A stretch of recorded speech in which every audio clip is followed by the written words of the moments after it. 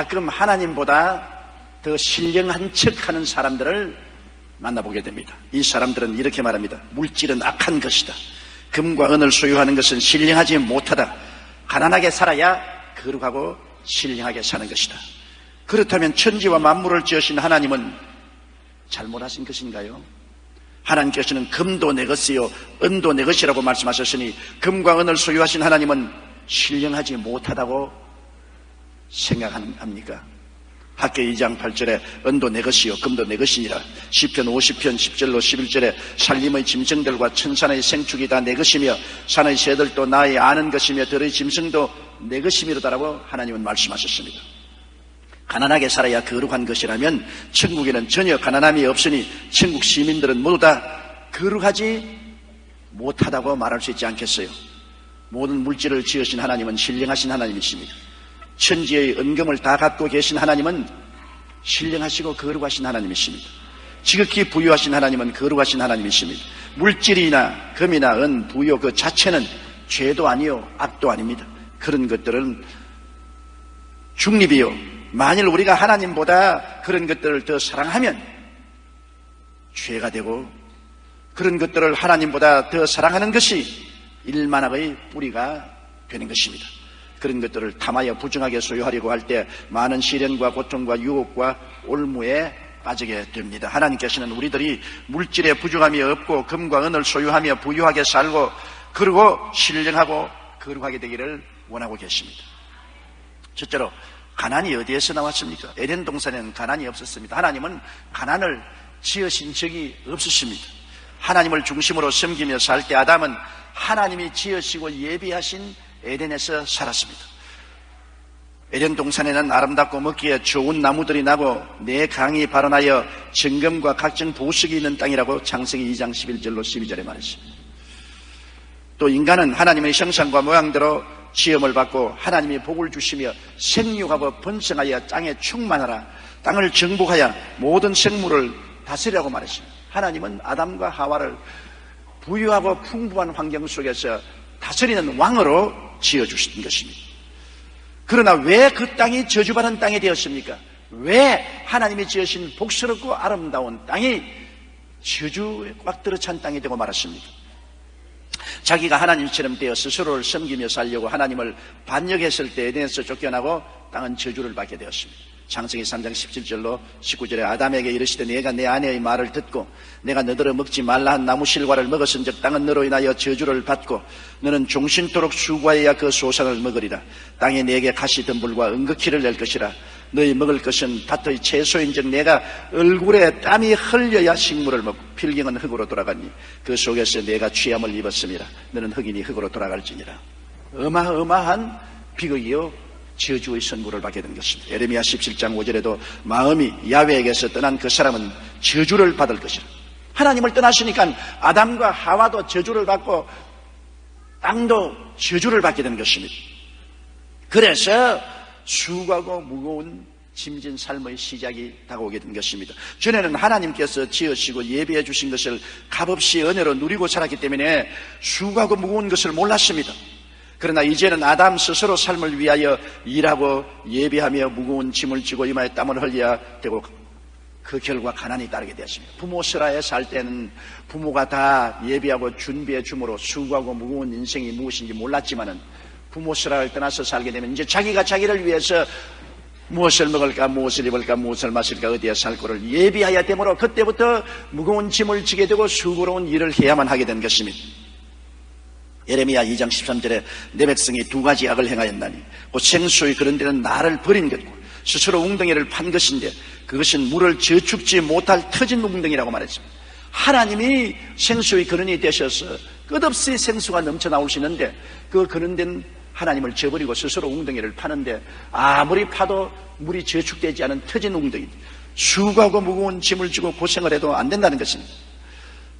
야훼께서 집을 세우지 아니하시면 세우는 자의 수고가 헛되며 야훼께서 성을 지키지 아니하시면 세우는 자의 지키는 자의 수고가 헛되다고 성경은 말하고 있는 것입니다. 둘째로 가난이 복인가 저주인가를 우리가 알아봐야 됩니다. 가난을 걸머쥐고 살아온 세대를 뒤를 돌아보면 여러분, 가난이 복이 아니고 저주란 것을 너무나 잘 압니다. 일정 36년 동안 살아온 우리 근대사를 보십시오. 가난이 얼마나 철천지의 원수가 되어 수많은 우리 동포들이 남부여대하고 먹고 살기 위해서 조국 땅을 떠나 간도로 이민을 간 것을 기억하고 있습니다.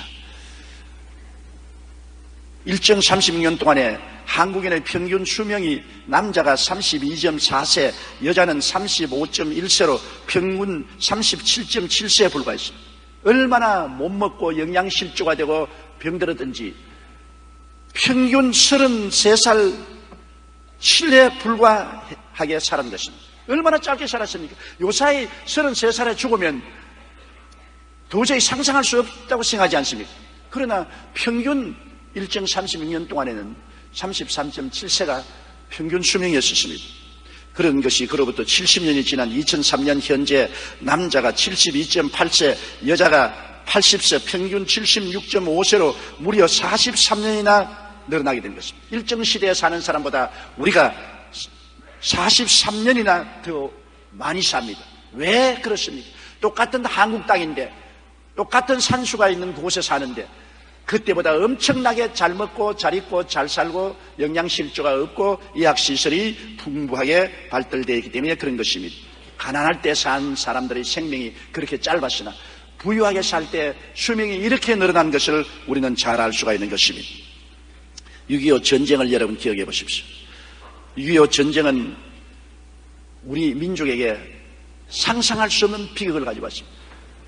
전쟁으로 말미암아 조국 강산이 다 불타버렸을 때 얼마나 많은 사람들이 전쟁으로도 죽고 굶어 죽지 않았습니까? 해방을 당한 우리나라는 채 10년도 못 되어 6.25 전쟁이 터졌지요. 그 바람에 가난과 굶주림은 더 심해졌습니다. 전 국민의 4분의 1이 기아에 허덕이게 되었습니다. 남북한 군인만 해도 280만 명이 사상자가 생겼고 민간인 사상자만 250만 명이 생겼습니다. 전쟁 미망인이 무려 30만 명이 넘었고 이들 중 대부분이 먹고 살기 위해서 중노동을 하고 혹은 몸을 팔기도 했습니다.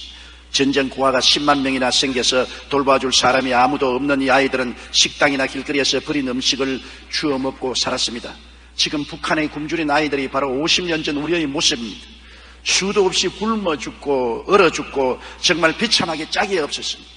그렇기 때문에 세계의 재앙을 연구해온 헤롤드 포스는 6.25 전쟁을 세계 역사 중 제4의 대재앙이라고 규제했습니다. 그런 6.25 사변을 통한 세계적인 재앙을 만나서 우리가 겪은 것이 가난입니다. 얼마나 헐벗고 굶주리고 배고프고 그로 말미암아 죽어가는지 모릅니다.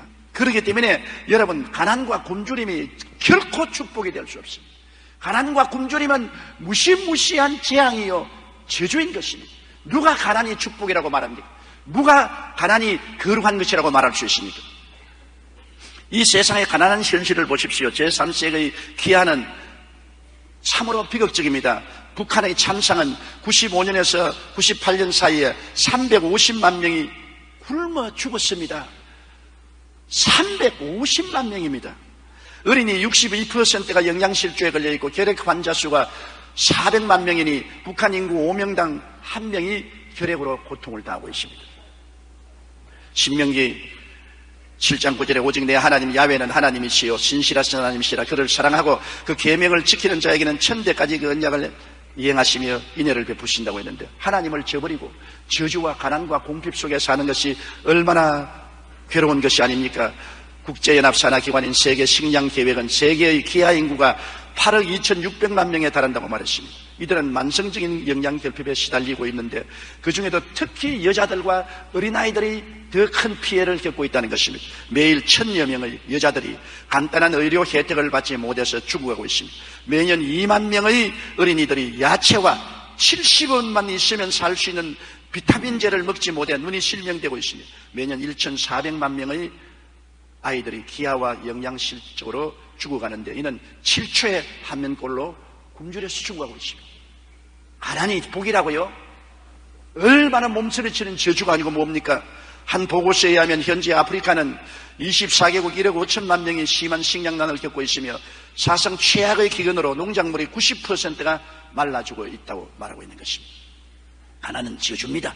축복이 아닙니다. 신명기 28장 15절로 19절에 내가 만일 내 하나님 야훼의 말씀을 순종하지 아니하여 내가 오늘날 내게 명하는 그 모든 명령과 규례를 지켜 행하지 아니하면 이 모든 저주가 내게 임하고 내게 미칠 것이니 내가 성읍에서도 저주를 받을 것이며 들에서도 저주를 받을 것이며 내 광주리와 떡반죽 그릇이 저주를 받을 것이요 내 몸의 소생과 내 토지의 소산과 내 우양의 새끼가 저주를 받을 것이며 내가 들어와도 저주를 받고 나가도 저주를 받으라고 말했었습니다. 신명기 30장 19절로 20절 우리 다 같이 소리내어 한번 읽어보십시다. 내가 오늘날 천지를 불러서 너희에게 증거를 삼노라. 내가 생명과 사망과 복과 저주를 내 앞에 두었은즉 너와 내 자손이 살기 위하여 생명을 택하고 내 하나님 야훼를 사랑하고 그 말씀을 순종하며 또 그에게 부종하라. 그는 내 생명이시요 내 장수시니 야훼께서 내 열조 아브라함과 이삭과 야곱에게 주리라고 맹세하신 땅에 내가 거하리라. 유대인의 탈무드에 나오는 유대인의 일화 중에 이런 이야기가 있습니다. 명의로 소문난 의사가 있었는데 다른 의사들에게 가시는 병이 절대로 안 낫는 사람들이 이 의사 선생님이 가면 척척 나아요. 그런데 어느 날 한 환자가 그를 찾아왔습니다. 선생님, 저는 지병으로 평생을 고생하고 있습니다. 선생님은 유능해서 어떤 병이라도 고치신다고 소문을 듣고 이렇게 찾아왔으니 제 병을 좀 고쳐주십시오. 그 말을 듣고 의사가 어디 아픈 데를 좀 봅시다 하며 진맥을 하리까 하니까 두 손을 내어 저으면서 아니요 선생님, 아니요, 제 병은 몸에 든 병이 아닙니다. 제 병은 다름 아닌 가난병입니다. 그러자 그 명의가 한숨을 푹 내쉬더니 몹쓸 병에 걸렸군요. 그 병은 저도 고칠 수가 없습니다. 가난은 누구도 고칠 수 없는 저주받은 병입니다. 그렇게 말했다는 것입니다. 가난병은 저주받은 병이에요. 가난병은 나라도 책임지지 못하는 것입니다. 앤드류 매튜스라는 학자는 종교적 가르침은 가난한 자에게 먹을 것과 입을 것을 주라고 했지 우리들을 가난해지라고 설파한 적은 없다는 것입니다. 어디 성경에 가난해지라고 말했습니까? 가난한 자에게 먹을 것과 입을 것을 주라고 말씀했죠. 스마일 씨는 악의 근원을 이루는 것은 돈 자체가 아니라 돈에 대한 애착이라고 말했던 것입니다. 셋째로 가난은 하나님의 뜻이 아니라는 것을 우리가 확실히 알아야 돼요. 하나님은 근본적으로 우리에게 복을 주시기를 원하시는 하나님인 것입니다. 에덴 동산부터 하나님은 가난을 지은 적이 없지 않아요. 마지막 새하늘과 새 땅과 새 예루살렘을 보십시오. 얼마나 부유하고 풍성하고 아름답습니까? 가난은 인간이 하나님을 대적하고 반역을 꾀한 거로 스스로 자취한 형편인 것입니다. 신명기 28장 1절로 6절에 보면 하나님의 복 주시기를 얼마나 원하신 것을 볼 수 있어요. 내가 내 하나님 야훼의 말씀을 삼가 듣고 내가 오늘날 내게 명하는 그 모든 명령을 지켜 행하면 내 하나님 야훼께서 너를 세계 모든 민족 위에 뛰어나게 하실 것이라. 내가 내 하나님 야훼의 말씀을 순종하면 이 모든 복이 내게 임하며 내게 미치느니 성읍에서도 복을 받고 들에서도 복을 받을 것이며 내 몸의 소생과 내 토지의 소산과 내 짐승의 새끼와 우양의 새끼가 복을 받을 것이며 내 광주리와 떡반죽 그릇이 복을 받을 것이며 내가 들어와도 복을 받고 나가도 복을 받을 것이니라. 사람을 복 주실 거 아니라 그 복 받은 사람이 기르는 우양의 새끼까지 복을 받겠다. 생활과 환경에 하나님이 축복해 주겠다는 것입니다. 고린도후서 9장 8절로 10절에도 하나님이 능히 모든 은혜를 너희에게 넘치게 하시다니 이는 너희로 모든 일에 항상 모든 것이 넉넉하여 모든 착한 일을 넘치게 하리 하심이라. 기록된 바 저가 흩어 가난한 자들에게 주었으니 그 여의가 영원토록 있느니라 함과 같음이라고 말한 것입니다. 심는 자에게 씨와 먹을 양식을 주시는 이가 너희 심을 것을 주사 풍성하게 하시고 너희 의의 열매를 더하게 하시라. 요한 3서 1장 2절에 사랑하는 자여 내 영혼이 잘됨 같이 내가 범사에 잘되며 강건하기를 내가 간구하노라. 그냥 구하는 거 아닙니다. 간절히 소원하는 바는 내 영혼이 잘되고 범사가 잘되며 강건한 것이라고 말했었습니다. 여러분 성경에 보면 아브라함이 시련은 많았지만 가난하진 않았습니다.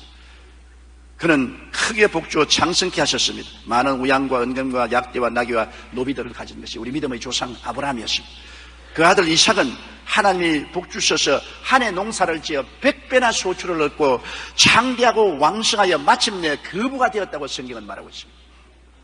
그 손자 야곱은 빈손 들고 외삼촌 집에 갔지만은 나중에 돌아올 때는 가축대 2대 많은 노비들을 거느린 동방에서 제일 큰 부자로 돌아오게 된 것입니다. 성경에는 갈라디아서 3장 9절에 믿음으로 말미암은 자는 믿음이 있는 아브라함과 함께 복을 받느니라. 우리도 믿음으로 아브라함의 자손이 되었은즉 아브라함과 함께 신령한 복에 보태어서 물질적인 복도 받게 되겠다고 성경은 말씀하고 있는 것입니다. 그러면 사람들이 곧장 이런 말을 말합니다. 예수님이 얼마나 가난했습니까? 우린 예수님의 발자취를 따라가라고 했으니 예수님처럼 가난해야 마땅하지 않습니까? 맞아요. 예수님 가난하셨어요. 마태복음 8장 20절에 예수께서 이르시되 여우도 굴이 있고 공중의 새도 거처가 있으되 오직 인자는 머리 둘 곳이 없다 하시더라. 예수님은 풍찬 노숙을 하시면서 살으신 것은 사실입니다. 그러나 예수님이 그렇게 고난당한 이유는 우리의 가난을 대수하기 위해서 그렇게 하셨다는 것입니다.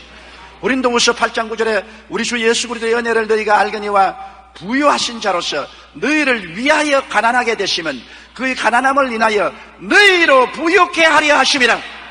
내가 가난했으니 나를 따라오너라. 나처럼 풍찬 노숙을 하고 살아라. 그렇게 말씀하신 것이 아닙니다. 내가 풍찬 노숙을 하고 살은 이유는 너희로 부유케 만들기 위해서 그렇게 했던 것입니다. 부모가 허리띠를 메고 굶주리면서 수고하고 고생한 것은 자식에게 그런 가난을 대물림하지 않으려고 그렇게 하는 것이지, 내 부모가 허리띠 묶고 가난하고 헐벗고 굶주리시니 너도 대물림으로 가난해라, 그런 부모가 어디에 있습니까?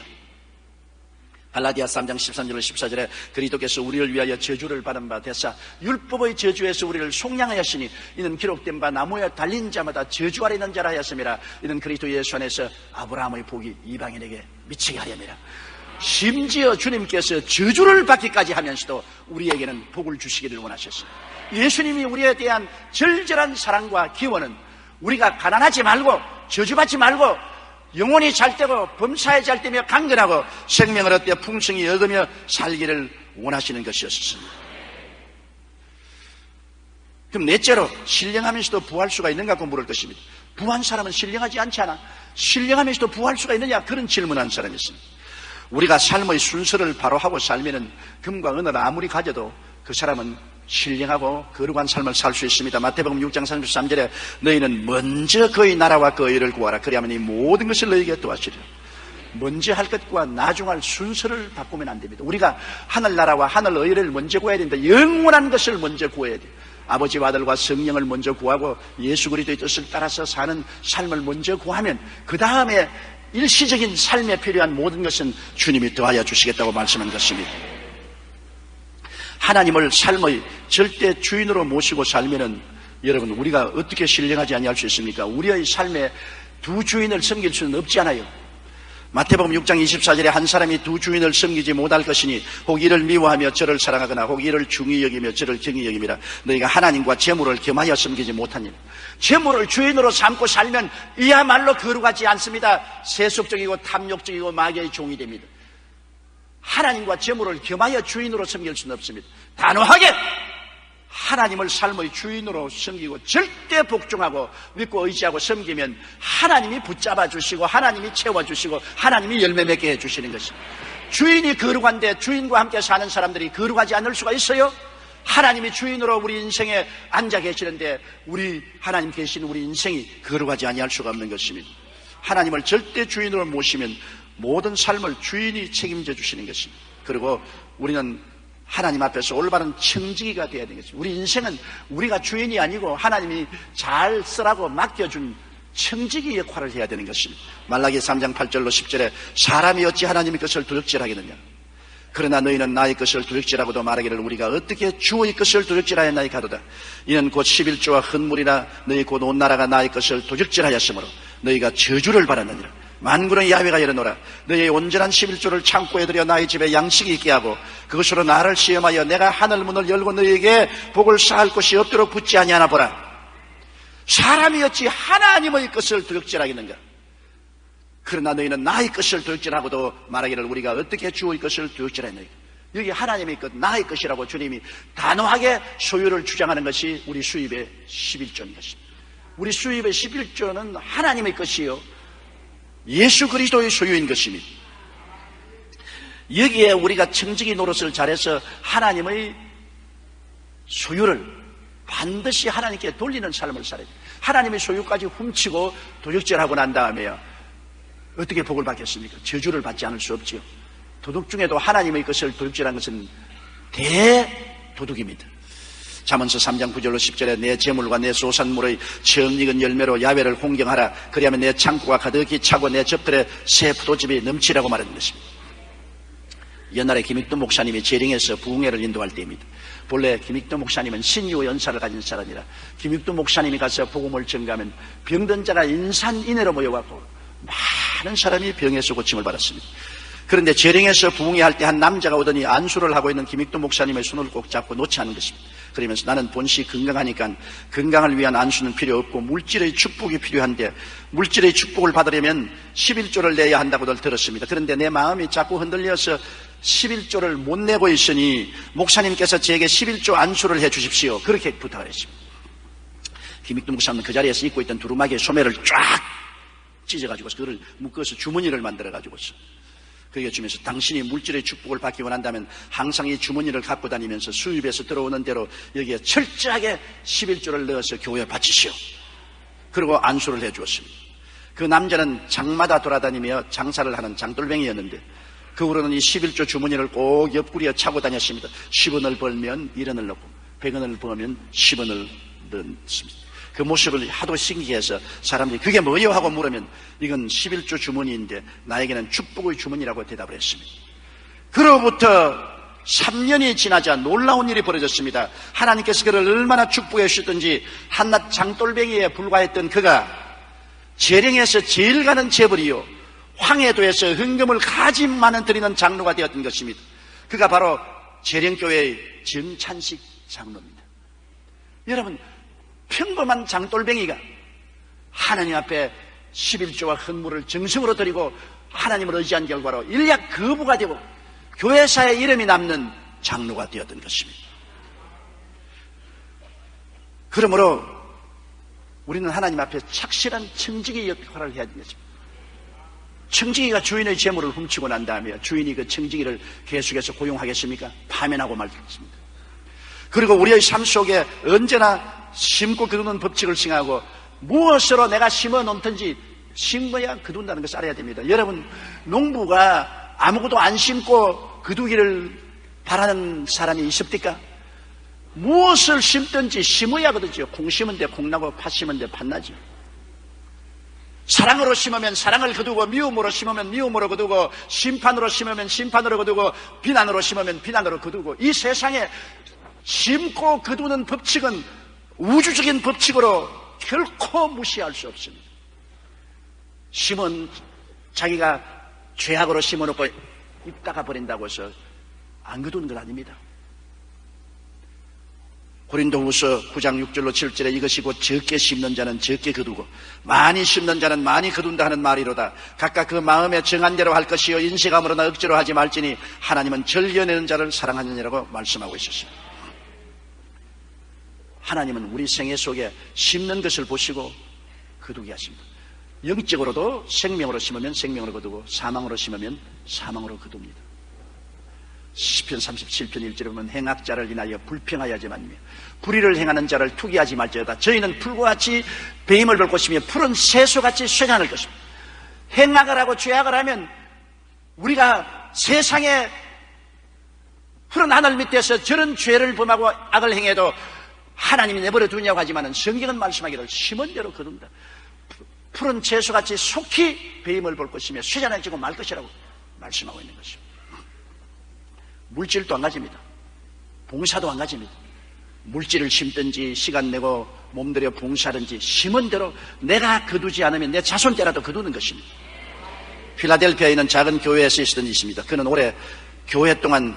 오랫동안 교회 건축을 기도하고 있었습니다. 그런데 하루는 담임 목사인 챔버스 목사님이 이 문제를 놓고 새벽 기도를 하고 있는데 새벽에 문을 두드리는 소리가 들렸습니다. 너무 이른 새벽이라 목사님은 이해하게 생각하여 문을 열었는데 그곳에는 일찍 아버지를 여의고 벽돌 공장에서 막노동을 하는 존이란 소년이 서 있었습니다. 존, 이렇게 이른 새벽에 웬일이야? 목사님, 이렇게 일찍 와서 죄송합니다. 새벽이 아니면 시간이 없어요. 목사님께서 어제 예배에 교회당을 짓는 데는 돈도 필요하지만 물건도 필요하다고 하셔서 제가 노동하는 공장에 벽돌 한 장 한 장씩을 사장님으로부터 허락을 받고 모았죠. 이렇게 한 술에 벽돌을 싣고 왔습니다. 이 벽돌도 교회 당시는데 유용하게 사용될 수 있을까요? 그렇게 했습니다.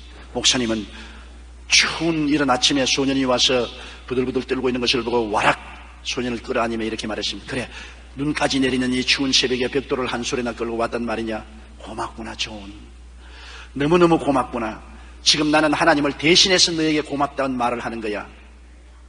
너의 정성과 아름다운 마음은 1만 달러보다도 100만 달러의 기부보다도 더 귀하단다. 하나님 대신해서 내가 기쁘게 받아들인다. 그리고 축복을 해주었습니다. 그런데 이 초등학교도 못 나온 존 와나메이커는 그 길로부터 하나님의 은총과 축복을 받아서 나중에 미국에서 큰 부자가 되었습니다. 미국의 백화점 왕으로 불리는 존 워나메이커가 되고 미국의 재무부 장관까지 했습니다. 하나님이 진토와 그런 무더기에서 이렇게 세워서 세계적인 부호로 만든 것은 심고 거두는 법칙을 잘 사용했기 때문인 것입니다. 그가 비록 벽돌 한 수레를 심었지만은 그게 하나님을 사랑하고 하나님께 충성하는 마음이 함께 심어진 것입니다. 그 목사님이 하나님을 대신해서 이것을 받는다고 했을 때 하나님이 받으신 것입니다. 하나님 대신해서 축복을 해주셨습니다. 하나님의 축복이 그의 생애를 영화롭게 만들어준 것입니다. 우리가 물질을 가지면서도 신령하게 살기 위해서는 물질에 집착하지 말아야 되는 것입니다. 누가복음 6장 38절에 주라 그리하면 너희에게 줄 것이니 곧 후회되어 누르고 흔들어 넘치도록 하여 너희에게 안겨주리라. 너희 헤아리는 그 헤아림으로 너희도 헤아림을 도로 받을 것이니라. 물질이 있으면 물질을 애착을 가지고서 수전노가 되지 말고 하나님이 필요하다고 하실 때 풍부하게 사용할 줄 알아야 되는 것입니다. 근금도 풍부히 하고 부재도 풍부히 하고 하나님이 하라고 하실 때는 아낌없이 물질을 드릴 줄 알아야 됩니다. 사람이 물질의 노예가 되어서 물질에게 밀려서 다니면 그건 비참하게 되고 마는 것입니다. 물질의 주인이 되어야 돼요. 물질에 애착하지 말아야 되는 것입니다. 하나님 섬기면서 하나님이 쓰라는 곳에는 언제든지 써야 됩니다. 저는 예전 스페인의 라스팔마스 순복음교회 성회를 인도한 적 있습니다. 그 라스팔마스 교회는 굉장히 아름답습니다.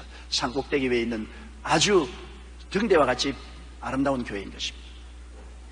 그 교회를 누가 지었냐면 그 교회에 나오는 집사님 한 분이 교회를 지었습니다. 교회가 꼭 필요하니까 교회당을 사서 수리해서 세워야 되겠는데 돈이 없습니다. 그 집사님은 회사에서 일하다가 피땀을 흘려서 모은 집 한 채가 있었는데요. 그는 기도하는 가운데 그 집을 팔았습니다. 그리고 몽땅 그 집을 바쳐서 교회를 지었습니다.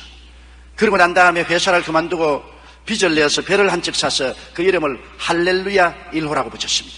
그는 선장과 선연들을 채용한 후 함께 금식하며 기도로 출항 준비를 했습니다. 그런 다음 할렐루야 1호를 바다에 띄웠는데 놀라운 기적이 일어났습니다. 그곳에서는 대개 배가 바다에 나가서 조업을 하면 70일 동안에 약 30만 달러 정도의 고기가 잡혔습니다. 70일을 조업하면 약 3억 원 정도의 고기를 잡을 수가 있습니다. 그런데 우리 집사님이 배가 바다에 나간 지 40일 만에 70만 달러의 고기를 잡은 것입니다. 반도 안 되는 일수에 7억 가까운 수입을 올리게 되었습니다. 사상 최대의 의학약이었습니다. 결국 집사님은 그 한 배의 판매금으로 단번에 빚을 다 갚았다고 간증하며 하나님께 영광을 돌리는 것을 제가 들은 적이 있습니다. 하나님께 자신이 가진 최상의 것을 드리자 하나님께서 누르고 흔들어 넘치게 해서 안겨준 것입니다. 물질의 애착을 가지고 하나님이 쓰라고 하는데도 안 쓰고 자꾸 벌벌 떨면 하나님은 그 물질에 저주해버리고 마는 것입니다. 물질은 쓰라고 주신 것입니다. 내가 그걸 자꾸 매달리면 안 됩니다. 주시는 대로 많이 주면 많이 주시는 대로 적게 주면 적게 주시는 대로 언제나 갈릴리 호수물처럼 내보내야 되는 것입니다. 갈릴리 호수물은 요단강에 물이 들어와서는 고여서 사해로 흘러내려 보냅니다. 그러므로 갈릴리 호수물은 언제나 풀어 청청하고 물고기가 살고 주변의 땅들이 다 그 물로서 곡식이 잘 지어집니다. 그러나 사해물은 다 같은 요단강 물을 받아들이면서 흘러내리지 않기 때문에 소금기가 많아서 생선도 살지 않고 물은 죽은 물이고 그 주변은 다 사막화되었습니다. 물질은 사람과 환경을 살릴 수도 있고 사람과 환경을 죽일 수도 있는 것입니다. 그러므로 물질의 노예가 되지 아니해야 우리가 물질을 가지면서도 신령한 생활을 할 수가 있는 것입니다. 하나님과 함께 벌고 소유한 물질은 결코 악하지 않습니다. 물질이 하나님의 뜻을 따라 하나님의 영광을 위해 사용될 때 얼마나 선하고 아름다운 일이 성취되지 않습니까? 그 물질을 통해서 하나님 교회가 지어지고 자선사업이 이루어지고 병원이 세워지고 수많은 고아들이 노인들이 돌봄을 받지 않습니까? 가난 그 자체는 몸서리치는 저주입니다. 가난 그 자체가 축복이라고 생각하는 것은 잘못된 것입니다. 그러나 비록 가난해도 그것을 이기고 낙심치 않고 하나님을 섬기며 살아가는 그 신앙심은 참으로 아름다운 신앙심입니다. 그러나 가난 그 자체는 하나님의 저주요 심판이지 축복은 아닌 것입니다. 그러므로 우리는 그 나라와 그 일을 먼저 구하며 주님께 축복을 받아서 남을 축복할 수 있는 무엇을 가지고 있어야만 되는 것입니다. 빈손 들고는 이웃에 아무 축복도 안 됩니다. 빈손 들고는 하나님 나라를 세우는데 아무 도움도 안 됩니다. 우리가 나누기 위해서 먼저 받아야 되며 남에게 채우기 위해서 우리가 먼저 체험을 받을 수 있도록 주님 앞에서 항상 기도하게 되시기를 주님 이름으로 축원합니다. 다 같이 고개 숙여 기도드리겠습니다. 전능하시고 거룩하신 아버지 하나님, 가난이 축복도 아니고 신령하기도 아니라는 것을 오늘 우리가 하나님 말씀을 통해서 알아보았습니다. 우리 아버지 하나님이시여, 우리는 이 땅에 살면서 가난하고 헐벗고 굶주린 사람들을 돌보아주고 나누어주고 입히고 먹이는 일에 힘을 쓸 수 있도록 주님께서 복을 나려 주시옵소서. 예수님 이름으로 기도드리옵나이다. 오늘 저는 여러분과 예비하시는 하나님이라는 제목으로 은혜의 말씀을 나누겠습니다. 세계적인 피겨 퀸으로 정상에 오른 우리나라 김연아 선수에 대해 최후 미국 언론은 빙판의 카리스마 여왕이라고 극찬했습니다. 미국 언론 LA 타임즈는 가장 뛰어나고 인상적이며 카리스마 넘치는 선수 딱 하나 김연아 뿐이라고 말했습니다. Only one 연아 김. 이러한 김연아 선수 뒤에는 어머니의 헌신이 있었기 때문에 이루어진 것입니다. 김연아 씨의 어머니 박미희 씨는 김연아를 키워낸 이야기를 담은 자신의 책에서 연아는 내 전공이었다라고 말할 정도로 모든 시간과 정성을, 자기의 지식을 그 딸에게 쏟아 부어 넣었습니다. 그녀는 딸이 6살 때 스케이팅에 남다른 소질이 있다는 것을 코치로부터 들은 뒤 자신의 공부를 과감히 포기하고 친구들과의 사교 모임도 다 포기하고 온전히 일주일 내내 딸을 스케이팅 레슨에 데려가서 훈련받는 것을 세심히 지켜보고 딸의 성장을 위해서 전 생애를 바친 것입니다. 12년 동안 끊임없이 딸의 뒷바라지에 온 헌신을 한 것입니다. 그는 말하기를 나는 학창시절의 어느 때보다도 열심히 연아에 대해 공부했고 연애할 때보다도 더 뜨겁게 연아에게 헌신했다. 이처럼 세계적으로 뛰어난 선수 뒤에는 자식을 위해 모든 것을 헌신하고 예비하는 부모님이 있었기 때문인 것입니다. 자식을 위해서 모든 것을 헌신하고 예비하는 어머니가 없이는 그 화려한 김연아는 있을 수가 없습니다. 이처럼 부모가 자식을 위하여 예비하는데 하나님은 하물며 우리를 위해서 얼마나 예비하겠습니까? 좋은 정부는 국민의 생활과 노후 대책을 위하여 예비하는 정부가 좋은 정부입니다. 정치 잘한다, 참 훌륭한 정치가다, 뭐라 합니까?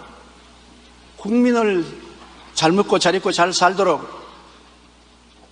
병든 사람들, 나이 먹은 분들을 돌보아주는 대책을 잘 세우는 정부가 좋은 정부인 것입니다. 복지국가란 국민 전체의 복지 정신을 모아 국민의 행복을 추구하는 것을 국가의 가장 중요한 사명으로 보는 국가를 말합니다. 지난 2007년 미국의 비즈니스 워크지에서는 영국의 레세스터 대학교에서 조사한 사회복지가 잘 되어 있는 행복한 국가의 순위를 발표했습니다. 그 첫 번째 북유럽의 덴마크가 선정되는데 덴마크는 부와 자연의 아름다움뿐 아니라 교육의 질이 높고 국가를 통해 건강보험 체계 등이 잘 갖추어져 있었습니다. 덴마크에 이어 2위는 스위스, 3위는 오스트리아, 4위는 아이슬란드, 5위는 바하마 등으로 이들 나라는 대부분 국가를 통해 건강의료보험과 교육복지시설이 잘 갖추어진 나라를 말합니다. 반면 우리가 세계 최대 강국이라고 알고 있는 미국은 수많은 빈곤층과 불충분한 건강보험제도 등으로 23위에 그쳤습니다. 그러면 복지국가를 논한다면 우리나라는 몇 등이나 되겠습니까? 너무 떨어져서 헤아릴 수도 없을 것입니다. 우리가 바라는 바는 하나님의 은총과 축복을 받아서 우리나라가 복지국가가 되는 것입니다. 이처럼 좋은 정부는 국민의 기본 생활과 건강 정진, 노후 대책을 준비하여 모든 국민의 행복한 생활을 할 수 있는 여건을 만들어주는 제도를 말하는 것입니다. 그런데 우리는 이 모든 것들 위에 예비하시는 하나님을 알아야 되는 것입니다. 하나님은 여러분과 저를 막연하게 지어놓고 막연히 불러서 살다가 죽어라 그렇게 말하는 하나님 아니십니다. 하나님은 인간을 창조하기 전에 천지 창조를 먼저 했습니다. 태초에 하나님이 천지를 창조하시니 첫날에 빛을 창조하고 이튿날에 궁창을, 셋째 날에 바다와 땅 식물, 넷째 날에 해와 달과 별, 다섯째 날에 새 물고기, 여섯째 날에 동물과 사람을 지으신 것입니다. 창세기 2장 8절에 야훼 하나님이 동방의 에덴의 동산을 창설하시고 그 지으신 사람을 거기 두시니라. 우리 생각으로는 사람을 먼저 지어놓고 네가 빛이 필요하겠구나, 네가 궁창이 필요하겠구나, 해와 달과 별이 필요하겠구나 그렇게 할 줄 알았는데 그렇지 않습니다. 하나님은 사람을 맨 꽁지에 지었습니다. 우리가 큰 소리 하지만은 자연인이 다 말하기를 내가 너보다 먼저 났다, 내가 너보다 나이 많이 먹었다, 우리 보고 그렇게 말합니다. 하나님은 있을 것 다 준비해놓고 그 다음에 아담과 하와를 지으신 것입니다. 좋은 부모는 어린 아기를 가진 이후 아기를 순산하기 전에 아기가 필요한 것을 다 예비해놓고 아기를 순산하지 않습니까? 주님은 우리가 죄를 짓고 불의하고 추악하고 버림을 받아야 마땅한 흉악한 자들이 되었을 때도 우리를 그냥 내버려 놓지 않고 구주 예수 그리스도를 예비해 놓으신 것입니다. 모든 사람이 죄를 범하였으며 하나님의 영광에 이르지 못한다고 기록되어 있으나 성경은 요한복음 3장 16절에 하나님이 세상을 이처럼 사랑하사 독생자를 주셨으니 누구든지 저를 믿으면 멸망하지 않고 영생을 얻으리라. 그러므로 죄와 멸망만 이 세상에 있는 것이 아니라 구원하시는 하나님의 손길도 이미 2000년 전에 예비되어 있는 것입니다. 에베소 1장 4절 5절에 보면 곧 창세 전에 우리 구원이 급작스럽게 준비된 것이 아니라 창세 전에 이미 아담과 하와가 타락할 것을 아시고 구원을 예비한 것입니다. 곧 창세 전에 그리스도 안에서 우리를 택하사 우리로 사랑 안에서 그 앞에 거룩하고 흠이 없게 하시려고 그 기쁘신 뜻대로 우리를 예정하사 예수 그리스도로 말미암아 자기의 아들들이 되게 하셨으니. 여러분, 우연히 세상에 태어난 것 아닙니다. 태어나기 10년 전도 아니고 100년 전도 아니고 1000년 전도 아니고 10,000년 전도 아닙니다. 천지 만물이 생기기 전에 이미 여러분을 택했습니다. 하나님의 지혜와 지식의 깊은 것을 보십시오. 하나님의 경륜의 깊은 것은 우리가 계산할 수 없습니다. 창세 전에 이미 여러분을 택하셨습니다. 그러므로 우연히 아버지 어머니가 만나서 날라간 거 아닙니다. 하나님은 창세 전에 시간과 공간이 생기기 전에 이미 우리를 세상에 보내도록 계획하신 것입니다. 우연한 존재가 아닙니다. 굉장히 여러분은 하나님께 중요합니다. 중요하지 않으면 창세 전에 여러분을 계획하고 낳을 택이 없는 것입니다. 그러므로 하나님은 우리를 얼마나 사랑한다는 것을 우리는 마음에 깨달아야 되는 것입니다.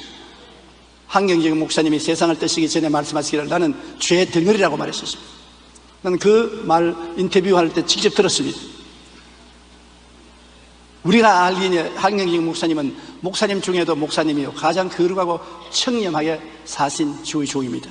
그런 분이 인터뷰에 나는 죄 덩어리라고 말했으니 우리는 하나님 앞에 죄 덩어리가 아니라 온통 죄입니다. 죄예요. 죄 덩어리가 되면 괜찮게 완전히 죄 근본, 죄로 완전히 뭉쳐진 것이 우리 인간 존재인 것입니다. 그러니 우리의 힘과 노력으로 구원을 받으려면 받을 도리가 없는 것입니다. 우리의 힘으로 절대 구원받을 수 없으니 하나님은 우리를 구원하시기 위해 구주 예수 그리스도를 그냥 보내신 게 아니라 예비하셨습니다. 만세전에 예비하셨습니다. 자, 천지와 만물도 우리 위해서 예비하시고 우리를 구원하실 은혜도 하나님이 예비하신 것입니다. 하나님의 아들 예수님께서 죄 없이 인간의 몸으로 태어나셔서 우리의 모든 죄를 다 짊어지시고 고통당하셨습니다. 그는 십자가에 몸짓고 피 흘려 죽으심으로 우리의 죄를 다 청산해 주셨습니다. 여러분의 죄의 빚은 2000년 전에 이미 예수님이 내가 다 이루었다 하실 때 청산된 것입니다. 이제 우리는 오직 은혜 가운데 믿음으로 구원을 받습니다. 믿기만 하면 여러분의 죄는 청산되고 구원을 받게 되는 것입니다. 우리는 하나님 앞에 선한 행위를 해야 구원받는다고 생각하는 사람이 있는데 그건 잘못된 것입니다. 그리고 천국과 지옥도 하나님 미리 다 예배해 놓은 것입니다. 왜냐하면 천국과 지옥이 없으면 선한 사람도 악한 사람도 죽고 난 다음에 영원히 한 곳에 두루뭉술이가 돼 살아면 살 수가 없습니다. 요한복음 14장 1절로 3절에 너희는 마음에 근심하지 말라. 하나님을 믿으니 또 나를 믿으라. 내 아버지 집에 있을 곳이 많도다. 그렇지 않으면 너희에게 일렀으리라. 내가 너희를 위하여 거처를 예비하러 가노니 가서 너희를 위하여 거처를 예비하면 내가 다시 와서 너희를 내게로 영접하여 나 있는 곳에 너희도 있게 하리라. 여러분, 혼도 하나 없이 산다고 탄식하지 마십시오. 하늘나라에 예수님이 혼도를 예비해 놓았었습니다. 영원한 있을 곳인 것입니다. 주님이 예비하시니 얼마나 좋은 곳으로 예배했겠습니까? 깜짝 놀랄 정도. 그러한 집을 주님이 예배해 놓았기 때문에 걱정도 마주고 근심도 하지 말라고 말하는 것입니다. 그러나 지옥도 예배해 놓았었어요. 천당에 올라갈 자격이 없는 사람은 주님께서 쓰레기 청소장인 지옥도 예배해 놓았던 것입니다. 마가복음 9장 48절로 49절에 거기에서는 구더기도 죽지 않고 불도 꺼지지 아니하느니라. 사람마다 불로서 소금치듯 함을 받으리라. 우리 시골에 살 때 가을이 되면 시간이 좀 있으니까 농부들이 미꾸라지 잡으러 갑니다. 논두렁에 가서 물이 마르기 전에 미꾸라지를 잡으면 미꾸라지를 한 바켓을 잡아와요. 그 미꾸라지를 씻어서 이제 요리를 하는데 우리 어머니가 요리하는 가마 보면 미꾸라지를 잔뜩 바구니에 담아서 소금을 확 뿌려가지고서 싹싹싹 던지는. 미꾸라지가 뛰는데 보통 뛰는 것이 아니에요. 소금 치듯 한다는 이 말만 읽으면 옛날에 우리 어머니가 미꾸라지 위에 소금 치는 건데 기억이 납니다. 미꾸라지도 소금을 치어 갈아 놓으면 뛰는데 지옥은 죽지 않는 것이기 때문에 영원히 소금 치듯 하며 고통을 당하는 것입니다. 지옥에 갈 바에야 차라리 이 세상에 안 태어나는 것이 100분 좋죠. 그러므로 우리는 하나님은 예비하신 하나님이시다. 예배하지 않고 갑자기 무슨 일을 하시는 일은 절대 없으시다는 것을 알 수 있습니다. 역사적으로 하나님은 그렇게 하셨어요. 우리 구약 성경을 보면은 출애굽 때로부터 시작해서 하나님은 예배하셨습니다. 300만 이스라엘 백성을 인도하여 홍해가에 왔으니 그 넓은 홍해를 어떻게 건너갑니까? 이스라엘 백성은 좌절하고 절망했습니다. 그런데 바로가 다시 군대를 거느리고 그들을 잡으러 뒤에서 뛰어오니 샌드위치가 된 그들은 오도 가도 못하고 절망 아닙니까? 모세와 하나님을 원망했습니다. 그러나 하나님은 그 과정을 다 알고 계시기 때문에 길을 예배해 놓은 것입니다. 야훼께서 모세에게 이르시되 너는 어찌하여 내게 부르시느냐? 이스라엘 자손에게 명령하여 앞으로 나가게 하고 지팡이를 들고 손을 바다 위에 내밀어 그것이 갈라지게 하라. 이스라엘 자손이 바다 가운데서 마른 땅으로 행하리라. 그 넓은 바다가 쫙 갈라졌습니다. 하나님은 이미 바다 밑에 대로를 예배해 놓으신 것입니다. 꿈에도 생각할 수 없는 것입니다. 하나님이 사랑하는 자를 위해서 예배해 놓는 것은 눈으로 보지 못하고 귀로 듣지 못하고 마음으로도 생각지 못하였다 함과 같으니라. 우리가 깜짝 놀랄 일을 하나님께서 우리 위해서 예배해 놓으신 것입니다. 이스라엘 백성이 홍해를 건너서 수르 광야에 들어가서 사할 길을 걸어갔는데 물을 마시지 못해서 혀가 말라서 입성정에 붙었습니다. 물을 달라고 부르짖고 외치는데 물을 발견했는데 쓴 연못 물입니다. 물이 써서 먹을 수가 없어요. 모두 다 통곡하고 탄식하고 원망할 때 모세가 기도하니까 하나님이 그 연못가에 나무를 예배해 놓은 줄 그 나무 가지를 꺾어서 물에 던지니 물이 달아졌습니다. 모든 사람이 배불리 물을 마실 수가 있는 것입니다. 마라에 이르렀더니 그곳 물이 써서 마시지 못하겠으므로 그 이름을 마라라 하였더라. 백성이 모세에게 원망하여 이르되 우리가 무엇을 마실까 하며 모세가 야훼께 부르짖었더니 야훼께서 그에게 한 나무를 가리키시니 그가 물에 던지니 물이 달게 되었더라.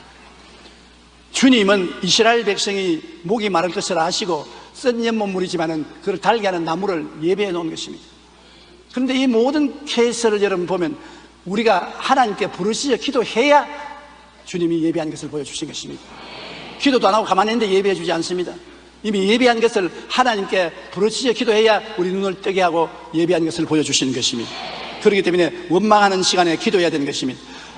이스라엘 백성이 무엇을 먹을까 광야를 지나갈까 탄식할 때 주님께서는 만나와 메추라기 등을 예비한 것을 우리가 알 수 있습니다. 저녁에 메추라기가 와서 진에 덮이고 아침에는 이슬이 진 주위에 있더니 그 이슬이 마른 후에 광야 지면에 작고 둥글며 서리 같은 것이 있는지라 이스라엘 자손이 보고 그것이 무엇인지 알지 못하여 서로 이르되 이것이 무엇이냐 하니 모세가 그들에게 이르되 이는 야훼께서 너희에게 주어 먹게 하신 양식이라고 말한 것입니다. 하나님께서 양식을 주셨는데 이 만나라는 양식을 하루 이틀 주신 것이 아닙니다. 10년, 20년 주신 것이 아닙니다. 무려 40년 동안 만나를 주셨습니다. 그러니 하나님이 조금 도와주시다가 안 도와줄까 싶어 걱정하지 마십시오. 40년 동안 이스라엘 백성을 광야에 만나로 먹이셨습니다. 그리고 물을 마시게 한 것입니다. 하나님은 영원한 단위로 우리를 생각하시는 것입니다.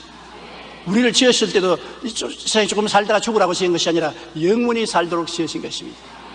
이러므로 우리가 하나님께 충성하면 하나님께서 우리에게 영원한 도움을 주실 것을 알아야 되는 것입니다. 그럼 옛날에 하나님이 우리를 도우시는데 지금은 우리를 도우시지 않느냐? 지금도 우리를 위해서 예비하십니다. 우리는 매일매일 문제를 당합니다. 문제 없는 세상은 없습니다. 고난당하지 않은 사람은 없습니다. 불티가 하늘로 올라간 것 같이 사람은 고난을 위해서 태어났다고 말하는 것입니다. 좀 더 많이 당하느냐 좀 더 적게 당하느냐 차이는 있을지 몰라도 다 고난을 당합니다. 고난 당할 때 우리 하나님은 우리가 고난을 이기고 나올 수 있는 길을 예비해 놓은 것입니다.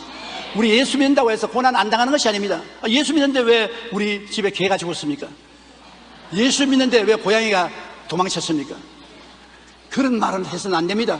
우리도 다 고난을 당하되 고난을 이길 수 있는 힘을 하나님이 주시는 것입니다. 고난을 극복할 수 있게 만들어주는 것입니다. 성경 고린도전서 10장 13절에 사람이 감당할 시험 밖에 너희가 당한 것이 없나니 오직 하나님은 미뻐사 너희가 감당치 못할 시험 당함을 허락하지 아니하시고 시험 당할 즈음에 또한 피할 길을 내사 너희로 능히 감당케 하시느니라. 우리는 늘 피할 곳을 가지고 있습니다. 피난처가 하나님인 것입니다. 환난을 당한 자 다 내게로 오라고 주님께서 청하고 있기 때문에 주님께로 가면 능히 감당할 수가 있는 것입니다. 나다니엘 호소는 세관에서 근무하다가 직장을 잃었습니다. 그는 패배감에 서로 앞에 집에 와서 낙심하여 부인 앞에서 장탄식을 하고 내 인생은 실패한 인생이라고, 당신 시집 잘못 왔다고, 돈 많은 남자에게 시집 갔으면 호의호식할 것인데 나에게 와서 고생하게 되었다고 그렇게 말하니까 그 아내가 실망스러운 소식을 받아들이면서 잘 됐어요. 당신이 평소에 그렇게 좋아하던 글을 쓸 수 있겠네요. 이 사람은 소설가가 되기를 원했습니다. 그러나 세관 직원이 돼서 바빠서 소설을 준비할 시간이 없었습니다. 부인이 당신이 그렇게 쓰고 싶은 소설 쓸 수 있는 시간을 하나님이 허락해 주었습니다. 기뻐하세요. 그러면서 아내는 그동안 모아놓은 돈이 1년은 걱정하지 않고 생활할 수 있도록 해놓았다고. 통장을 내놓는데 보니까 그 적은 월급 중에서 또 월급을 뜯어내 모아가지고서 1년은 먹고 살 수 있도록 준비해 놓은 것입니다. 좋은 아내를 만나면 이렇게 복이 떨어져요. 나쁜 아내를 만나면 통장이 아니라 빚을 잔뜩 지는데 이 아내는 그렇게 준비해 놨습니다. 그래서 그는 마음에 크게 위로를 받았습니다. 나다니엘 호소는 1년 안에 내가 멋진 글을 쓸 수 있을까 하며 걱정을 하니까 부인이 그러지 걱정하지 말고 나하고 같이 기도하자고. 하나님 앞에 꿇어앉아서 하나님 도움을 청했었습니다. 하나님께 간절히 기도하고 난 다음에 그런 소설을 쓰기 시작했는데 장편 소설을 얼마 있지 않다가 발표했습니다. 그 소설 읽은 분도 많이 있을 것입니다. 그 소설은 대히트를 치고 미국이 낳은 소설 가운데 가장 위대한 작품이 꼽혔습니다. 그 소설이 주홍글씨라는 소설인 것입니다. 안 읽어봤으면 제목이라도 읽어봤을 것입니다. 아주 낙심하고 절망에 처한 그때 그는 그 위대한 작품을 쓸 수가 있는 힘을 하나님께로부터 받은 것입니다. 그러므로 고난이 다가오면 하나님은 고난과 동등 그 이상의 축복을 주려고 보낸 것이라고 알아야 되는 것입니다. 우리 예수 믿는 사람에게는 하나님이 아무 의미 없이 고난당하게 하지 않는 것입니다. 우리 아브라함을 보면 아브라함이 모리아산에서 그 아들 이삭을 제물로 드리라고 할 때 그는 순종해서 아들을 데리고 가서 제단을 만들고 장작불을 펴놓고 이삭을 묶어서 제단에 얹어놓고 칼로서 잡으려고 하는 것입니다. 그러니까 하나님께서 하늘에서 고함쳤습니다. 아브라함아, 아브라함아, 내 아들 이삭에 손내지 말라. 내 외독자 외아들 이삭을 잡아서 제물로 드리라고 할 때 순종하는 것을 보니 네가 참으로 나를 사랑하는 걸 알게 되었다. 입으로 그냥 사랑한다는 거하고 사랑을 보여주는 거하고는 틀립니다. 하나님 사랑합니다 하는데 그냥 사랑하는지 아닌지 모르지요. 외아들 이삭을 제물로 드리라고 할 때 그것을 실천하는 아버지는 좀처럼 많지 않습니다. 아마 아브라함밖에 없을 것 같습니다. 나는 절대 못해요. 난 내가 죽었으면 죽었지 아들을 잡아서 제물로 어떻게 드리겠습니까? 하나님 날 잡아갔소. 나는 어찌할 도리가 없습니다. 그게 솔직한 내 마음의 평가입니다. 이 점에 있어서 아브라함과 우리하고 견줄 수가 없어요. 아브라함은 믿음의 조상이요 위대한 분이었습니다. 그래서 하나님이 그 아들을 제물로 드리라고 할 때 기꺼이 그 아들을 와서 묶어놓고 제물로 드리셨습니다. 하나님이 세상을 이처럼 사랑하셨다. 얼마나 사랑했습니까? 한번 물어봅시다. 하나님이 오늘 여러분을 얼마나 사랑합니까? 얼마나? 증거를 대야 되는 것입니다. 독생자를 주시기까지 사랑하셨다. 그럼 끝입니다. 그 이상 더 사랑을 증명할 도리가 없습니다. 하나님이 날 사랑하냐 안 하냐 그것은 질문하면 안 됩니다. 마귀가 와서 하나님이 너 사랑한다 안 사랑한다 그런 말 아예 붙이지도 못하게 하십시오. 독생자를 주셨고 이삭은 안 죽였지만 예수님은 실제로 십자가에서 못 박혀 몸짓고 피를 흘려 죽으셨습니다. 제가 찔리면 우리 허물을 인하며 제가 상하면 우리 죄악을 인하며 제가 징계를 받으면 우리가 평화를 누리고 그가 채찍에 맞으면 우리가 나음을 입었도다. 우리는 다 양같이 걸어가야 제갈 길로 갔던 야훼께서는 우리 무리의 죄악을 저에게 담당시켰도다. 실제로 우리 위해서 죽은 것입니다. 그러므로 우리 하나님께서는 우리를 위해서 예비하시는 하나님이라는 것을 아브라함을 통해서 우리에게 상징적으로 보여주실 뿐 아니라 직접 그 실천해서 우리에게 보여주는 것입니다. 저는 50년 목회를 해오면서 하나님께서 우리 각자에게 정해놓은 길로 이끌어 주시며 그 일을 이루기 위해서 모든 것을 예비하신다는 것을 뼛속에 체험했습니다. 저는 원래 어렸을 때부터 의사가 되기를 꿈꿨습니다. 그래서 부산 광복동 병원에서 한동안 일을 한 적이 있습니다. 그런데 어느 비 오는 날이 비가 오니까 마음이 울적한데 오후에 비가 그쳐서 저는 광복동 사거리를 걸어 부산 역전까지 나갔습니다. 그곳은 아직 전쟁의 피해에서 복구가 되지 않아 모든 것이 파괴된 그대로 있었습니다. 그 파괴된 역전 앞에 천막이 쳐 있는데 들어가 보니까 한 미국 청년이 열렬히 전도를 하고 있었습니다. 그 청년은 한국에 6.25 전쟁 때 미 해병대로 와서 전쟁을 하고 한국에서 미국에 돌아갈 때 하나님 날 살려준 은혜를 갚기 위해서 한국에 선교사로 가서 일하겠습니다. 미국에 와서 신학교 들어가서 공부하고 선교사가 돼서 나왔어요. 그래서 예배가 필요하고 난 다음 내가 안수기도를 해달라고 그랬습니다. 그래 나에게 안수기도를 해주고 난 다음 그가 내보고 하기를 영어하는 사람이 별로 많지 않은데 당신 영어를 잘하니까 자기 통역이 돼 주겠냐 그랬습니다. 내가 그 설교에 감동을 많이 받아서 그렇게 하지요. 그래서 병원에 와서 내 짐을 다 정리하고 켄 타이서 목사님이 있는 집으로 들어가서 옆에 있는 방에 같이 있게 된 것입니다.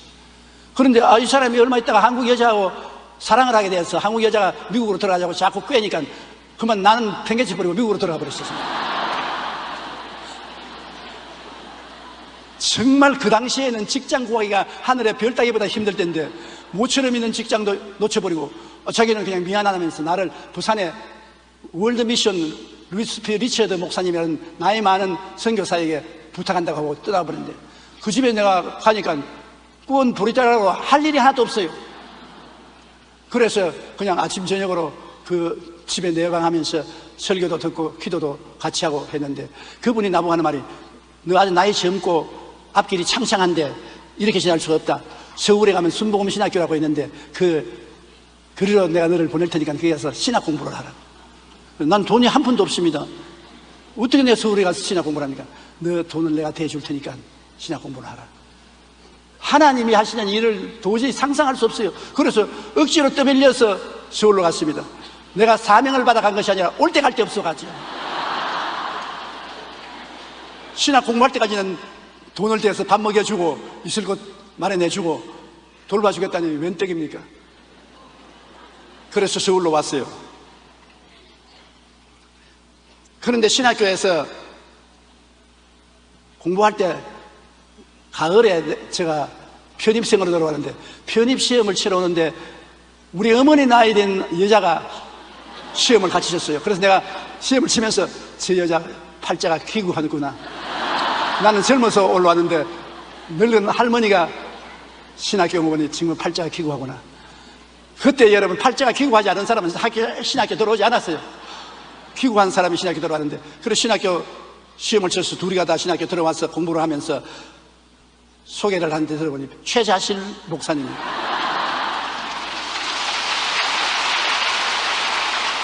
진해에서 샤들 공장이라고 큰 공장을 경영하고 부자로 살다가 망해가지고서 서울로 도망을 치웠어요.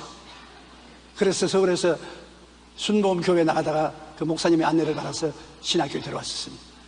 그래서 서로 다 팔자가 기구하니까 격려해 주면서 신학을 졸업받고, 이제 나는 도울 데가 아무데도 없습니다. 부산에서 오는 도움도 이제 끝났습니다. 어디 갈 데가 없어서 방황하고 기도하고 있는데, 우리 최자실 목사님이 대조동에 가서 교회도 세우고 고아원도 세운다고 헛수름한 집을 하나 빌려놓고 고생을 하고 있어요. 그래 내가 가서 좀 도와주겠다고 애들에게 찬송도 가르쳐주고 기도도 같이 하고 도와준 그 바람에 둘이가 뜻이 맞아서 우리 교회를 세우자. 그런데 나는 천막 살 돈도 없고 땅 빌릴 돈도 없는데 하나님이 최자실 목사님을 통해서 천막도 사게 하고 땅도 사게 마련하게 하시죠. 그러니까 하나님이 하시던 것은 적게 생각해야 돼요. 나중에는 창대하리라. 시작은 미미해도 끝은 창대하리라는 말씀대로 시작할 때는 아주 미미하게 시작해도 끝을 도와주셨어요. 그래서 천막교회를 시작해서 우리가 예배를 드리고 하나님 말씀을 전하는데, 굉장히 성령의 역사에 있어서 많은 영혼이 구원받고 하나님 역사가 일어났는데 그 이상도 우리가 나갈 수가 없어요. 그런데 아프리카에서 선교사로 일하던 존 허스턴 목사님이 아프리카에서 한국으로 가라는 명령을 받고 한국으로 와서 저를 찾아왔어요. 그 저하고 같이 일하자고 그랬어요. 같이 일하자고.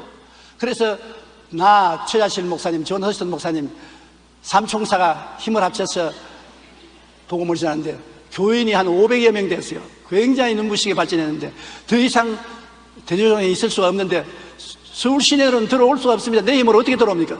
근데 존 허스턴 목사님이 미국 선교부에 이야기를 해가지고서 오늘날 서대문에 있는 그 교회를 지었습니다. 내가 지은 건 아닙니다. 나는 공짜로 따라왔어요. 그래서 허스턴 목사님이 날 보고 서대문으로 나가자. 이 교회는 여기 두고 서대문에 나가서 우리 계속 거기서 목회하자. 여기 가만 보니까 이 이상 여기서는 잘할 수가 없다. 서대문으로 나가자. 제일 처음에는 제가 나가려고 생각 안 했습니다. 그러나 자꾸 꾀기에 성령님의 인도를 받아서 나간 게 아니라 꾀서 허스턴 목사님이 자꾸 꾀기 때문에 내 마음이 변동이 되어서 나갔습니다. 왜냐하면 나는 돈도 없고 배경도 없고 능력도 없는 사람이라 자신이 없어요. 그러나 허스턴 목사님 괜찮다고 나가자고 그러고 무엇보다 최자실 목사님이 떠난다 그럽니다. 그럼 내 스폰서가 떠나버리면 난 어디 갑니까?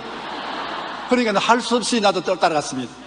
그래서 서대문에서 목회를 시작한 것이 교인이 1000명이 되고 3000명이 되고 6000명이 되고 10,000명이 넘으니까 서대문에 있을 수가 없어요.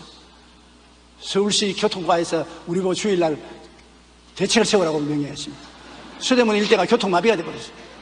너무나 사람이 많이 왔어요. 그리고 그때는 7부 예배, 8부 예배까지 봤는데 제가 혼자서 감당하지 못하겠어요. 하다가 나중에 강당에서 설교하다가 쓰러졌으니까 죽을 똥 살똥 모르고 해야 됐었습니다. 그때 우리가 밖으로 나오자 하니까 밖으로 나올 장수도 없고 돈도 없어요. 우리 교회 10,000여 명의 교인이 나와도 전부 경상도 전라도에서 서울에 살러 온 사람들, 돈 한 푼도 없는 사람들이 왔어요. 열심히 교회는 나오지만 돈은 한 푼도 없어요. 전부 현재동, 아현동, 한자촌은 우리 순복음교인들이 다 점령한 것입니다. 그런 처지에서 어디에 교회를 짓고 나갑니까? 그런데 마치 여의도를 김현옥 시장이 들어와서 개발하는 외상으로 땅을 준다고 해서 제가 그 서대문에서 여의도로 나오려고 하는데 참 배짱이 적어요. 우리 한국 그렇다면 외상이면 소도 잡아먹는다 그러는데 나보고 한 10만 평 가져가라 그래요. 여의도에 한 10만 평 가져가라. 외상으로 돈은 천천히 갚아라. 이 마음이 너무 작아서 아니요 3,000평만 주십시오. 3,000평 그러면 좋다. 3만 평, 3만 평. 아니요, 30평만 주십시오. 그때 3만 평이라도 가졌으면 요사이 박쳤지.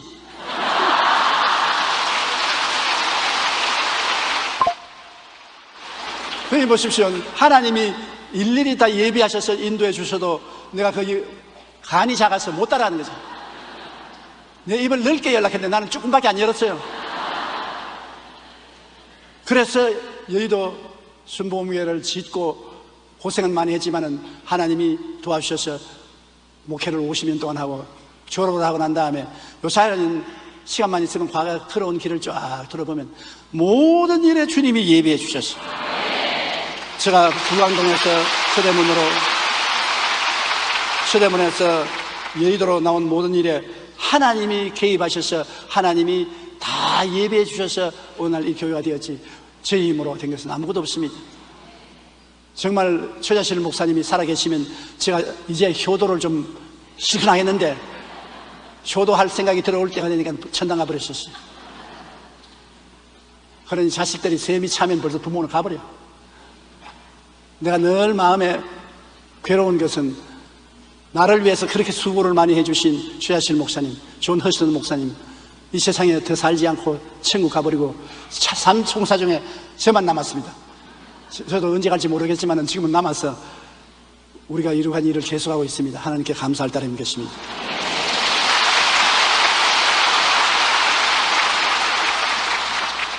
그러므로 우리가 예배하시는 하나님을 믿어야 되는 것입니다. 부모도 자식을 위해서 예배하는데 하나님이 구약 성경을 통해서 신약 성경을 통해서 예배하는 것을 우리에게 다 증명해 주고 저 같은 목사도 50년을 통해서 예배한 하나님을 체험했지 않습니까? 여러분 생활을 위해서 예배한 것을 믿고 어려운 일을 당할 때 그 예배한 길을 보여달라고 기도하고 찾아야 되는 것입니다. 고린도전서 2장 9절로 10절 우리 다 같이 한번 읽어보십시다. 기록된 바 하나님이 자기를 사랑하는 자들을 위하여 예비하신 모든 것은 눈으로 보지 못하고 귀로 듣지 못하고 사람의 마음으로 생각하지도 못하였다함과 같으니라. 오직 하나님이 성령으로 이것을 우리에게 보이셨으니 성령은 모든 것 곧 하나님의 깊은 것까지도 통달하시느니라. 하나님께서 여러분의 눈으로 못 보고 귀로 못 듣고 마음으로 생각 못한 제 건너편에 하나님의 기적을 베푸시는 것입니다.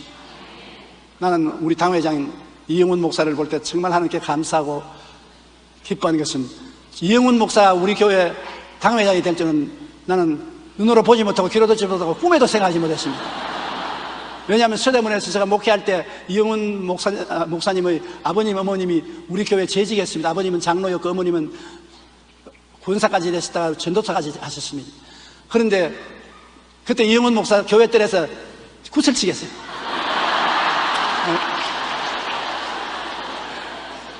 내 사무실 근처에 오지도 못했어요.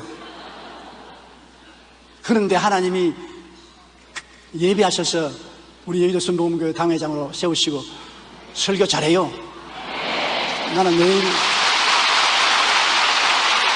매주일 2부 예배는 이영훈 목사님 설교 듣고 은혜 받고 그리고 성령의 도심을 받아 4부 예배 제가 쓰는 것입니다. 하나님께 너무나 감사한 일입니다. 예배하시는 하나님 얼마나 감사합니까? 마태복음 7장 7절로 11절에 구하라 그리하면 너희에게 주실 것이요 찾으라 그리하면 찾아낼 것이요 문을 두드리라 그리하면 너희에게 열릴 것이니 구하는 이마다 받을 것이요 찾는 이는 찾아낼 것이요 두드리는 이에게는 열릴 것이니라. 너희가 악한 자라도 좋은 것으로 자식에게 줄 줄 알거든 하물며 하늘에 계신 너희 아버지께서 구하는 자에게 좋은 것으로 주시지 않겠느냐? 따라 말씀입니다. 하나님은 좋은 하나님이십니다. 좋은 것을 주십니다. 우리 눈에 보기에는 나쁘게 보이고 우리 생각엔 나쁜 것처럼 생각이 되지만은 두고 나중에 보면은 다 합동하여 좋게 되는 것을 알 수 있는 것입니다. 너희는 내게 부르시져라. 내가 내게 응답하겠고 내가 알지 못하는 크고 은밀한 일을 내게 보이리라. 이렇기 때문에 누구든지 하나님 앞에 긍정적인 믿음으로 기대하고 구하면 하나님께서 우리의 기대를 초월해서 예비해 주시는 것입니다. 그러므로 염려하고 근심하고 낙심하고 뒤로 물러가서는 안 되는 것입니다.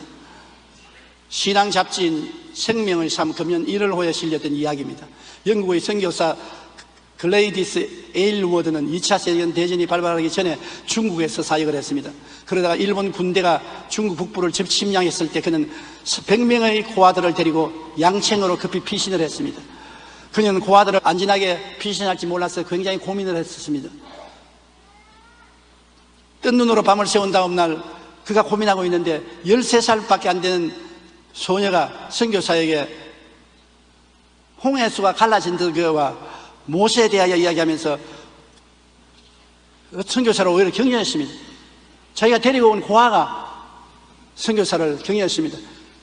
그 많은 애굽의 군대 앞에서 하나님이 홍해를 갈라서 군대를 다 구출해 주시는 것이 우리 고아들 하나님이 돌보시기는 걱정하지 말라고 선교사로 그래서 그 선교사가 야 정신 차려라. 나는 모세가 아니야. 내가 모세인 줄 아느냐? 그러니까 그 애가 하는 말이 물론 선교사는 모세가 아니지요. 그러나 하나님은 여전히 똑같은 하나님이에요. 와, 저는 그 이야기를 읽었을 때 마음에 감동이 왔습니다. 나는 여러 가지 일이 다가오면 모세는 그렇게 했지만 나는 못한다. 아브라함은 그렇게 했지만 나는 못한다. 다윗은 그렇게 했지만 나는 못한다. 그런 변명을 했는데 이 소녀가 나보고 한 말 같아요. 그래, 너는 모세도 아니고 아브라함도 아니고 다윗도 아니지만은 네가 믿는 하나님은 똑같은 하나님이야. 문제는 하나님께 아니라 내게 문제가 있어. 마음에 굉장한 충격을 받았습니다. 문제는 내게 있구나. 내가 모세처럼 믿고 아브라함처럼 믿고 다윗처럼 믿으면 하나님은 똑같이 역사하시는구나 하는 걸 깨달아진 것입니다. 우리 앞에 놓인 산이 아무리 높고 바닷물이 창이라도 하나님은 여전히 하나님이십니다. 하나님은 어제나 오늘이나 영원토록 동일하십니다. 그러면 우리 앞에 놓인 어떤 문제에 대해서 두려워하지 말고 모든 것을 예배하시는 하나님을 믿고 하나님이 예배한 것을 찾으면 하나님이 보여주시는 것입니다. 그리고 우리는 항상 예배해 주시는 하나님께 마음에 감사를 해야 되는 것입니다. 은혜를 받고 난 다음에 원수로 갚는 사람이 많이 있는데 그러면 참 고약한 사람입니다. 은혜를 감사함으로 갚아야지 은혜를 원수로 갚고 은혜를 나쁜 것으로 갚는 것은 하나님 앞에서 영원히 벌받을 일을 하는 것입니다. 우리는 하나님이 축복해 주시고 예배해 주신 것을 체험했으면 감사할 줄 알아야 되는 것입니다. 빌립보서 4장 15절에 나의 하나님이 그리스도 예수 안에서 영광 가운데 그 풍성한 대로 너희 모든 쓸 것을 채우시리라. 하나님은 풍성하시고 영광 가운데 있습니다. 우리가 하나님 중심으로 살고 그 나라와 그 일을 먼저 구하면 하나님께서 채워주시는 것입니다.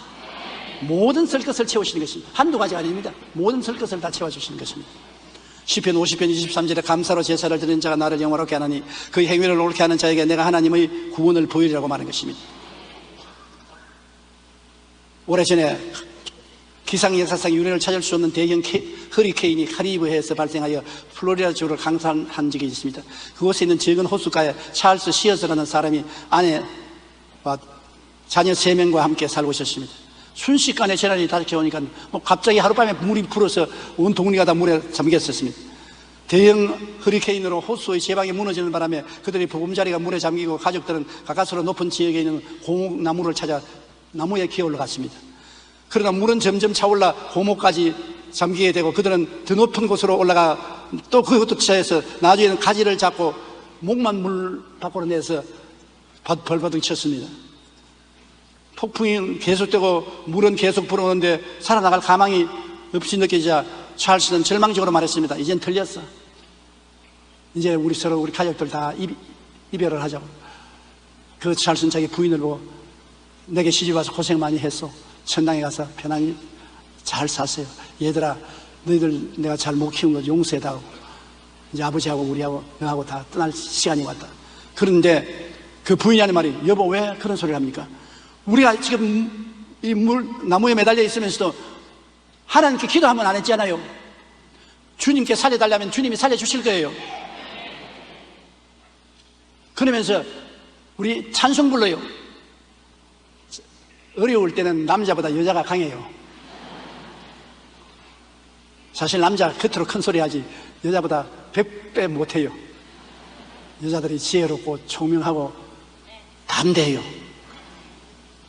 마음속에 살 수 있다는 소망이 떠오르는데 가만히 보니까 저 위에 호숫가에 대놓는 빈 배가 있었는데 그 배가 자기들을 향해서 떠내려오는 것입니다. 그래서 배가 나무 개토기에 그 배를 끌어다 식구들이 다 타고 배를 지어가지고서 안전시설에 나눠서 온 가족이 다 구출을 받았습니다. 그 후 찰스 가족이 겪은 일이 가이드 포스터에 실려 많은 사람들이 읽고 큰 은혜를 받게 됐습니다. 온 미국 전국에서 그들에게 편지가 오고 연락이 오고 간증을 드리려고 하는 것입니다. 하나님은 언제나 우리와 함께 계시면서 눈동자와 같이 우리를 지켜 보호해 주십니다. 그러므로 우리가 어떤 형편이 있든지 두려워 말고 항상 예배해 주시는 하나님을 믿고 구하고 감사해야 되는 것입니다. 기도도 안 해보고 절망하지 말고 구하고 감사해야 되는 것입니다.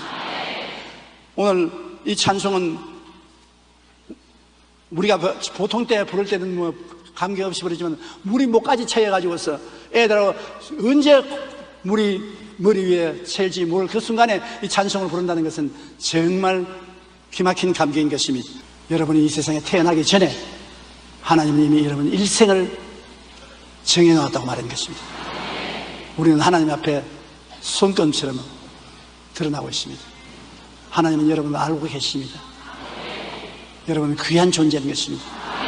귀하지 않으면 만세 전에 여러분을 택할 택이 없습니다. 문제는 우리에게 있습니다. 그 나라와 그 일을 먼저 구하고 주님 중심으로 살고 고난당할 때 하나님께 부르짖어 기도하고 찾으면 하나님은 우리에게 언제나 문제의 해결을 예비해 놓으시고 하나님 기쁘게 그 길로 인도해 주시는 것입니다.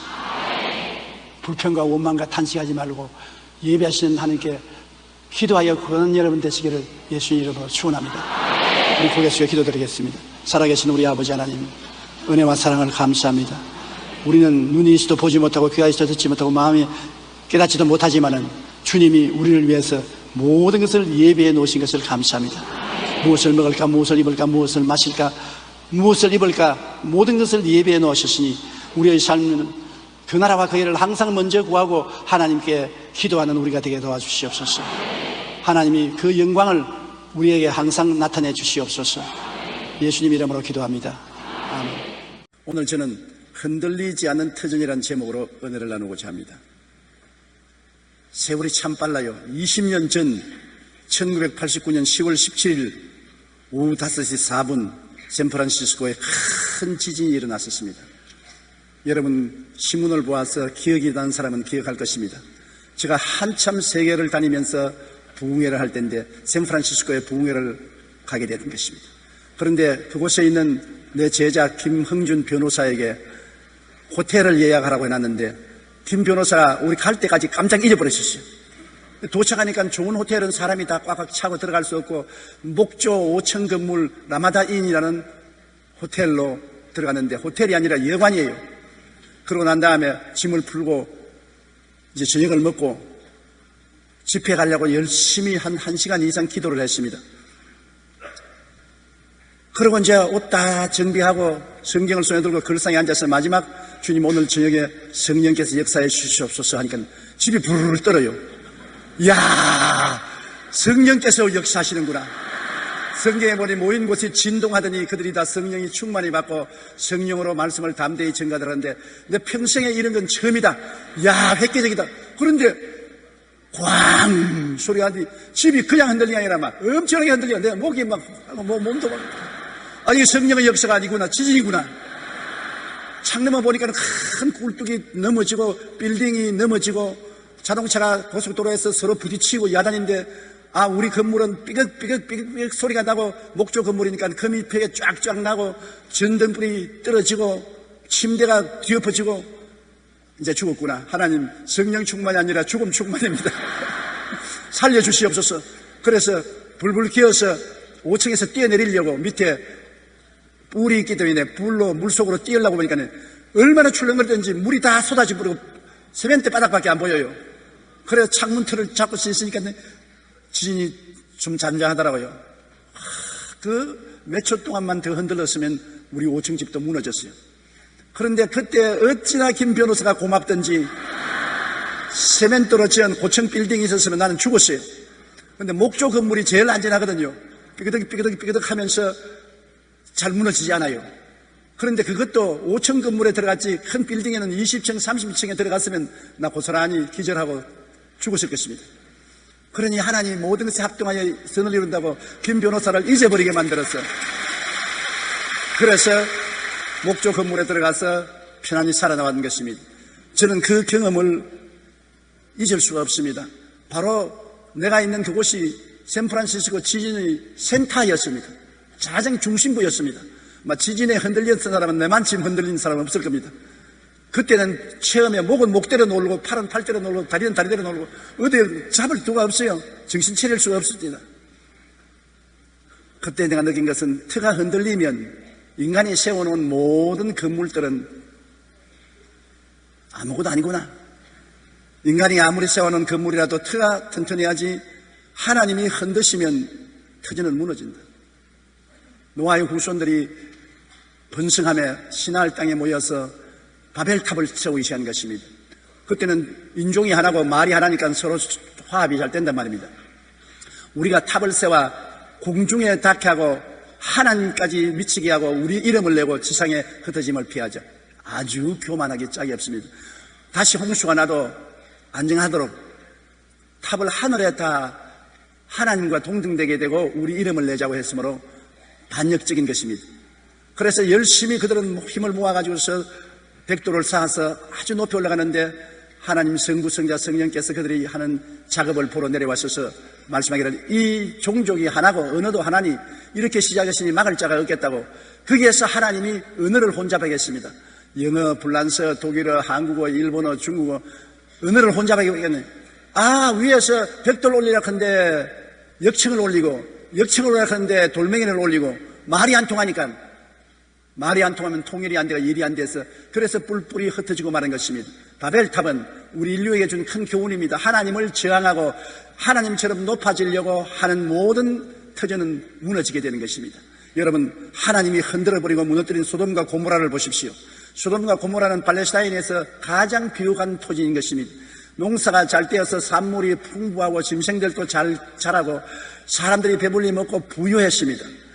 그러니까 타락했습니다.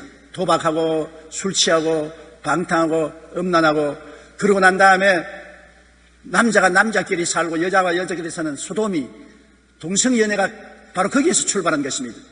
그래서 하나님이 소돔과 고모라를 멸하기 위해서 천사를 보내셨을 때 아브라함에게 천사가 나타나서 소돔과 고모라를 멸하러 간다고 하기에 아브라함이 간청했습니다. 소돔과 고모라의 조카 롯이 살고 있기 때문에 하나님 소돔과 고모라를 의인 50명만 있으면 안 무너뜨리겠습니까? 의인 50명 있으면 안 무너뜨리겠다.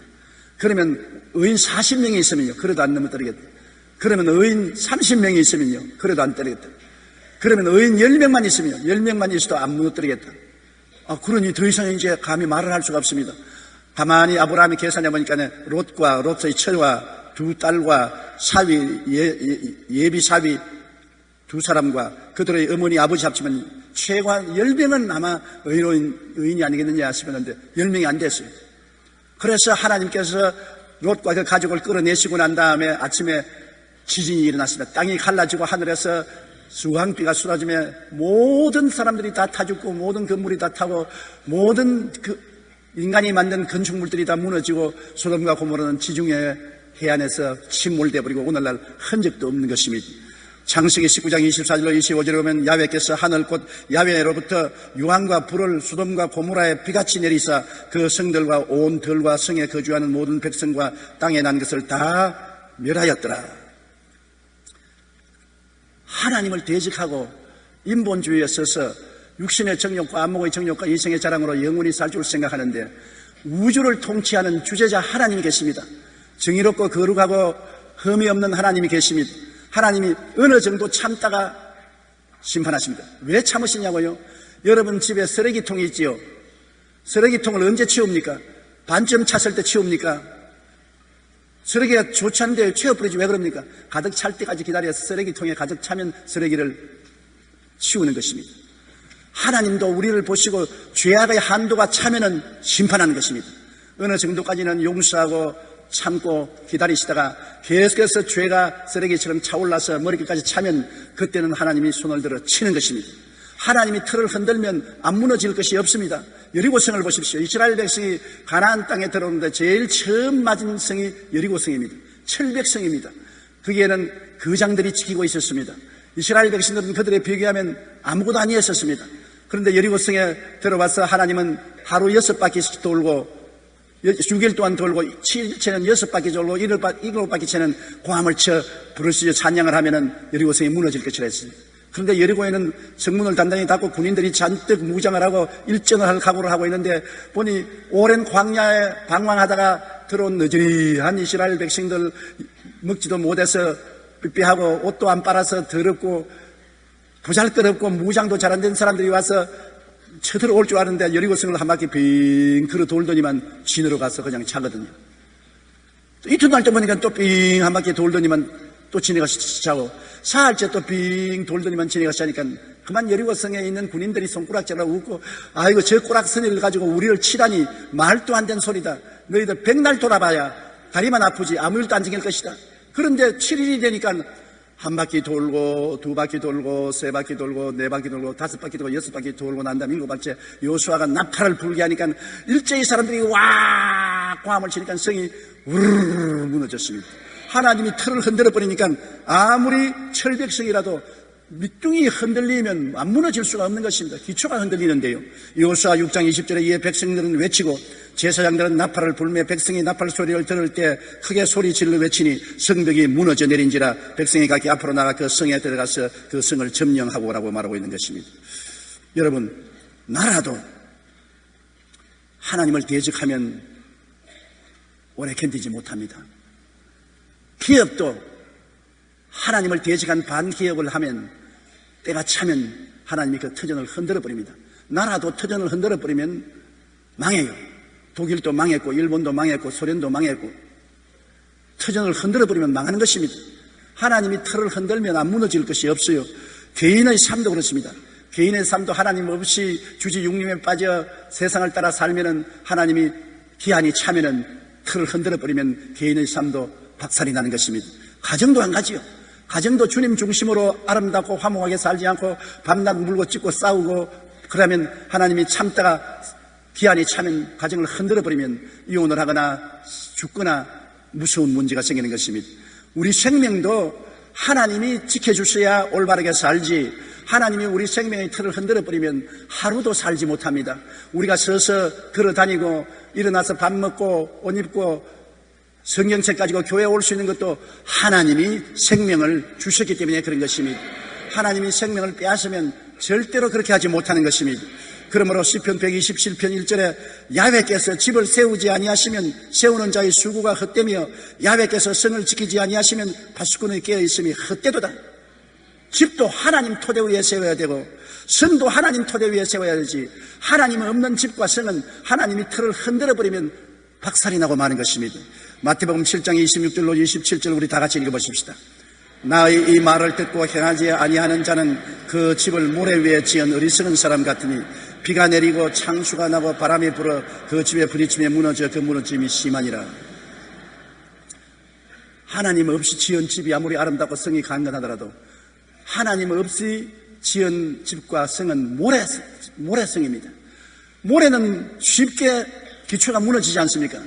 그런 모래 위에 지은 집이나 성은 흔들리면 무너지는 것입니다. 우리 인생도 하나님 없이 내 인생을 계획하면 모래 위에 지은 것입니다. 언제 무너질지 모르는 것입니다. 우리는 내일 일을 알지 못합니다. 언제 어떠한 일이 일어날지 알지 못합니다. 그러므로 환란이 다가오고 바람이 불고 인생의 창수가 나면 무너지되 적게 무너지는 게 아니라 터가 흔들림으로 심히 무너지고 마는 것입니다. 둘째로는 하나님이 흔드는 터전이 아니라 마귀가 흔드는 터전이 있습니다. 하나님을 불신하고 배반하고 반역하는 사람의 터전을 흔들지만은 마귀는 우리 예수 잘 믿는 사람에게 와서 우리를 도적질하고 죽이고 멸망시키기 위해서 우리 터전을 흔드는 것입니다. 여러분, 개인에 대한 참수와 공격을 보십시오. 성경의 대표적인 것이 욥인 것입니다. 욥은 하나님을 경배하고 주님을 잘 섬기는 사람으로 하나님이 복을 주어서 아들이 7명, 딸이 3명, 양이 7,000마리, 낙타가 3,000마리, 소가 500결이, 암나귀가 500마리, 많은 종을 거느린 동방에서 제일 잘 사는 사람이었습니다. 모든 사람이 욥을 보고 야, 하나님 믿으면 저렇게 된다, 하나님 섬기면 저렇게 된다고 칭찬을 했었습니다. 그런데 마귀가 하나님께 와서 욥을 참수하는 것입니다. 욥기 1장 8절로 9절에 보면 야훼께서 사탄에게 이르시되 내가 내 종 욥을 주의하여 보았느냐 그와 같이 온전하고 정직하여 하나님을 경외하며 악에서 떠난 자는 세상에 없느니라. 하나님은 언제나 우리를 인정하고 칭찬하기를 원하는 것입니다. 욥을 인정하고 칭찬했습니다. 그런데 마귀는 보십시오. 사탄이 야훼께 대답하여 이르되 욥이 어찌 까닭 없이 하나님을 경외하리까? 빈정거리는 것이다. 욥이 뭘 까닭 없이 하나님을 순전하게 섬기고 따르겠습니까? 다 이유가 있지. 마귀는 꼭 우리를 참수하고 빈정거리지, 하나님은 언제나 우리를 인정하고 칭찬하는 것입니다. 하나님은 좋은 하나님이고 마귀는 나쁜 마귀인 것입니다. 그러므로 마귀를 우리가 언제나 대적해야 되는 것입니다. 그런데 욥기 1장 11절 보면 욥이 이제는 하나님께 잘하니까 마귀가 참소를 합니다. 이제 주의 손을 펴서 그의 모든 소유물을 치소서. 그리하시면 틀림없이 주를 향하여 욕하니다. 지금 하나님을 찬미하고 감사하지만은 주님이 손을 내어서 소유물을 다 쳐버리면 틀림없이 돌아서서 하나님 보고 욕을 할 것이다. 엄청난 참소입니다. 하나님이 대표적으로 욥을 내주었었습니다. 그러니까 마귀가 와서 바람을 불게 해서 형제들이 잔치하는데 집이 무너져서 아들, 딸이 한꺼번에 다 죽었습니다. 벼락이 쳐서 양떼들이 다 불타고 이웃 도적떼들이 와서 짐승을 다 빼앗아가고 종들을 죽였습니다. 하루아침에 욥은 거지가 되었습니다. 이것이 마귀가 하는 일인 것입니다. 그러게 욥이 뭐라고 했습니까? 욥이 말하기를 주시니도 하나님이시요 가져가시니도 하나님이시니 하나님이 찬양을 받을지어다. 원망하십니다. 욥이 적응하지는 않지요. 주시니도 하나님이시고 빼앗아가는 것은 마귀인데 욥은 그러한 지식이 없었기 때문에 주시니도 하나님이시요 빼앗아가시니도 하나님이시니 범사의 하나님을 찬양할지로다고 하나님 앞에서 부정적인 불평을 안 했었습니다. 그러니까 마귀가 와서 두 번째 또 빈정됩니다. 끝까지 참수하는 것입니다. 욥기 2장 4절로 5절에 보면 사탄이 야훼께 대답하여 이르되 가죽으로 가죽을 바꾸오니 사람이 그의 모든 소유물로 자기의 생명을 바꿀지라. 이제 주의 손을 펴서 그의 뼈와 살을 치소서. 그리하시면 틀림없이 주를 향하여 욕하지 않겠습니까? 재물 다 잃어도 목숨만 안 잃으면 감사하겠죠. 그러나 손을 펴서 그를 치면 온 전신이 병들고 고통을 당하면 틀림없이 하나님을 욕할 것입니다. 신앙 별것 없어요. 뭐 욥이 하나님을 찬양한다고요? 다 입에 들어가는 것이 있으니까 찬양하지, 안 그렇습니다. 그러면 그 몸을 손을 대야 돼. 그 영혼은 손대지 마라. 마귀가 내려가서 욥을 쳐서 온 전신에 종기가 나게 하고 옷도 못 입고 잿더미에 앉아서 기왓장으로 몸을 끌고 있으니까 마귀가 그 부인을 통해서 들어와서 너 이래도 하나님을 섬기고 정직하게 찬양하느냐? 죽어라 죽어! 그리고 부인이 떠나가 버렸습니다. 그러니 욥은 자식 다 죽었지요. 재산 다 날라갔지요. 마지막 의자는 부인조차 저주하고 떠나가버렸습니다. 가장 적막하고 고통스러웠습니다. 그런데 욥의 세 친구가 또 와서 끊임없이 욥 보고 너 죄를 지었다고 회개하라고 구박을 하니 욥은 정말 기가 막힙니다. 자기는 하나님을 섬기고 정직하게 살았는데 이렇게 구박을 하니 끝까지 욥은 자기의 정직을 지키고 하나님을 원망하지 않았습니다. 그 결과 마귀는 참패하고 하나님이 욥에게 나타나서 축복을 주되 전에보다 배로 축복을 주었습니다. 욥에게 갑절로 축복을 주고 욥의 기사를 성경에 기록해서 세세에 알리도록 한 것입니다. 여러분, 마귀가 오면은 사업과 생활과 가정을 흔들어 놓는 것입니다. 우리 사업을 잘한다고 하지만은 사업을 마귀가 와서 흔들지요. 생활도 흔들지요. 가정에도 시험과 환란을 가져와서 마귀가 흔듭니다. 요한복음 10장 10절부터 다 같이 읽어보십시다. 도둑이 오는 것은 도둑질하고 죽이고 멸망시키는 것뿐이요. 도둑이 들어올 때 여러분에게 좋은 것 주려고 오지 않습니다. 집에 있는 보물을 빼앗아 가려고 오지요. 눈이 번쩍번쩍 하면서 틈만 있으면 빼앗으려는 원수 마귀는 두루다니며 삼킬자를 찾습니다. 눈이 번쩍번쩍해서 우리의 보물을 빼앗아 가려 합니다. 영혼도 안 되게 하고 범사도 망하고 병들고 패망하기를 원하는 것이 마귀의 짓인 것입니다. 베드로전서 5장 8절은 근신하라 깨어라 너희 대적 마귀가 우는 사자같이 두루다니며 삼킬자를 찾는다고 하는 것입니다.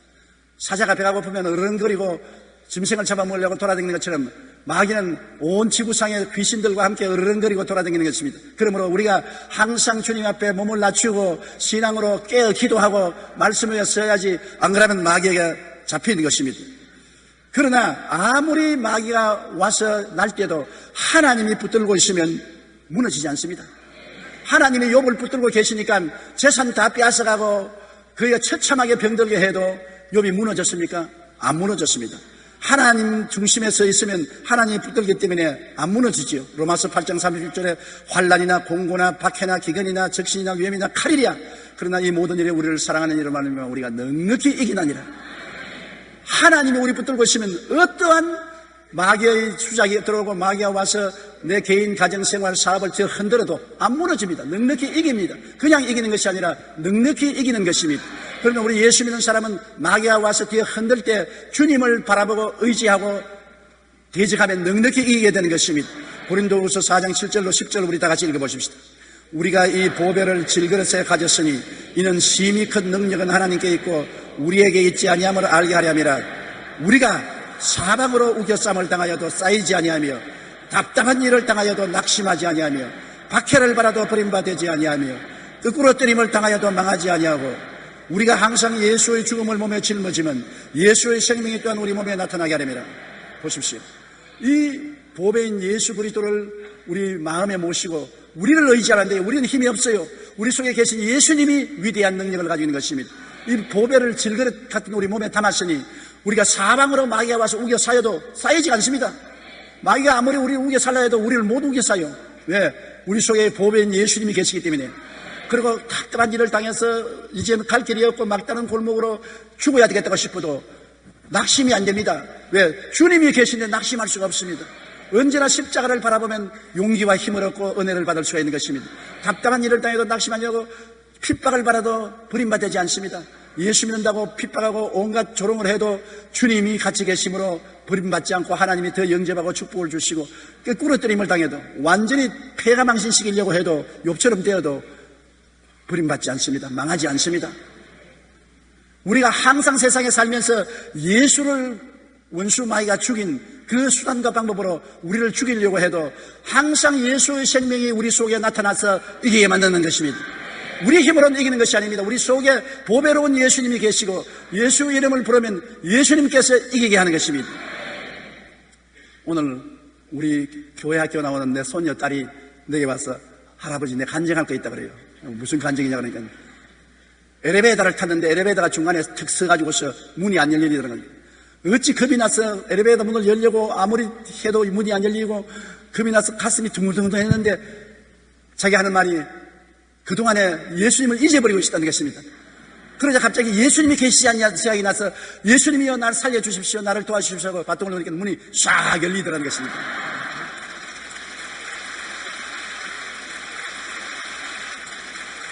위기를 당해서 답답한 일을 당할 때 자기는 예수를 잊고 있었으나 그때 예수가 계신 것을 기억하고 기도를 하니 문이 열리더라. 그거 정말 순진한 간증 아닙니까? 우리는 너무나 종종 예수님을 잊어버리고 있습니다. 우리 손녀딸처럼 세상 일에 바빠서 예수님이 내 속에 계신 걸 잊어버리고 어려운 일을 당하면 당황해서 어찌할 걸 모르고 안질부질하는다. 그러다가 아이고 내가 예수님 믿고 예수님이 나와 계시지. 그래서 무릎을 꿇어 예수님께 의지하면 예수님의 생명이 나타나게 되는 것입니다. 성경은 우리 산자가 항상 예수를 위하여 죽음에 넘겨오면 예수의 생명도 또한 우리 죽을 육체에 나타나게 하려면 것입니다.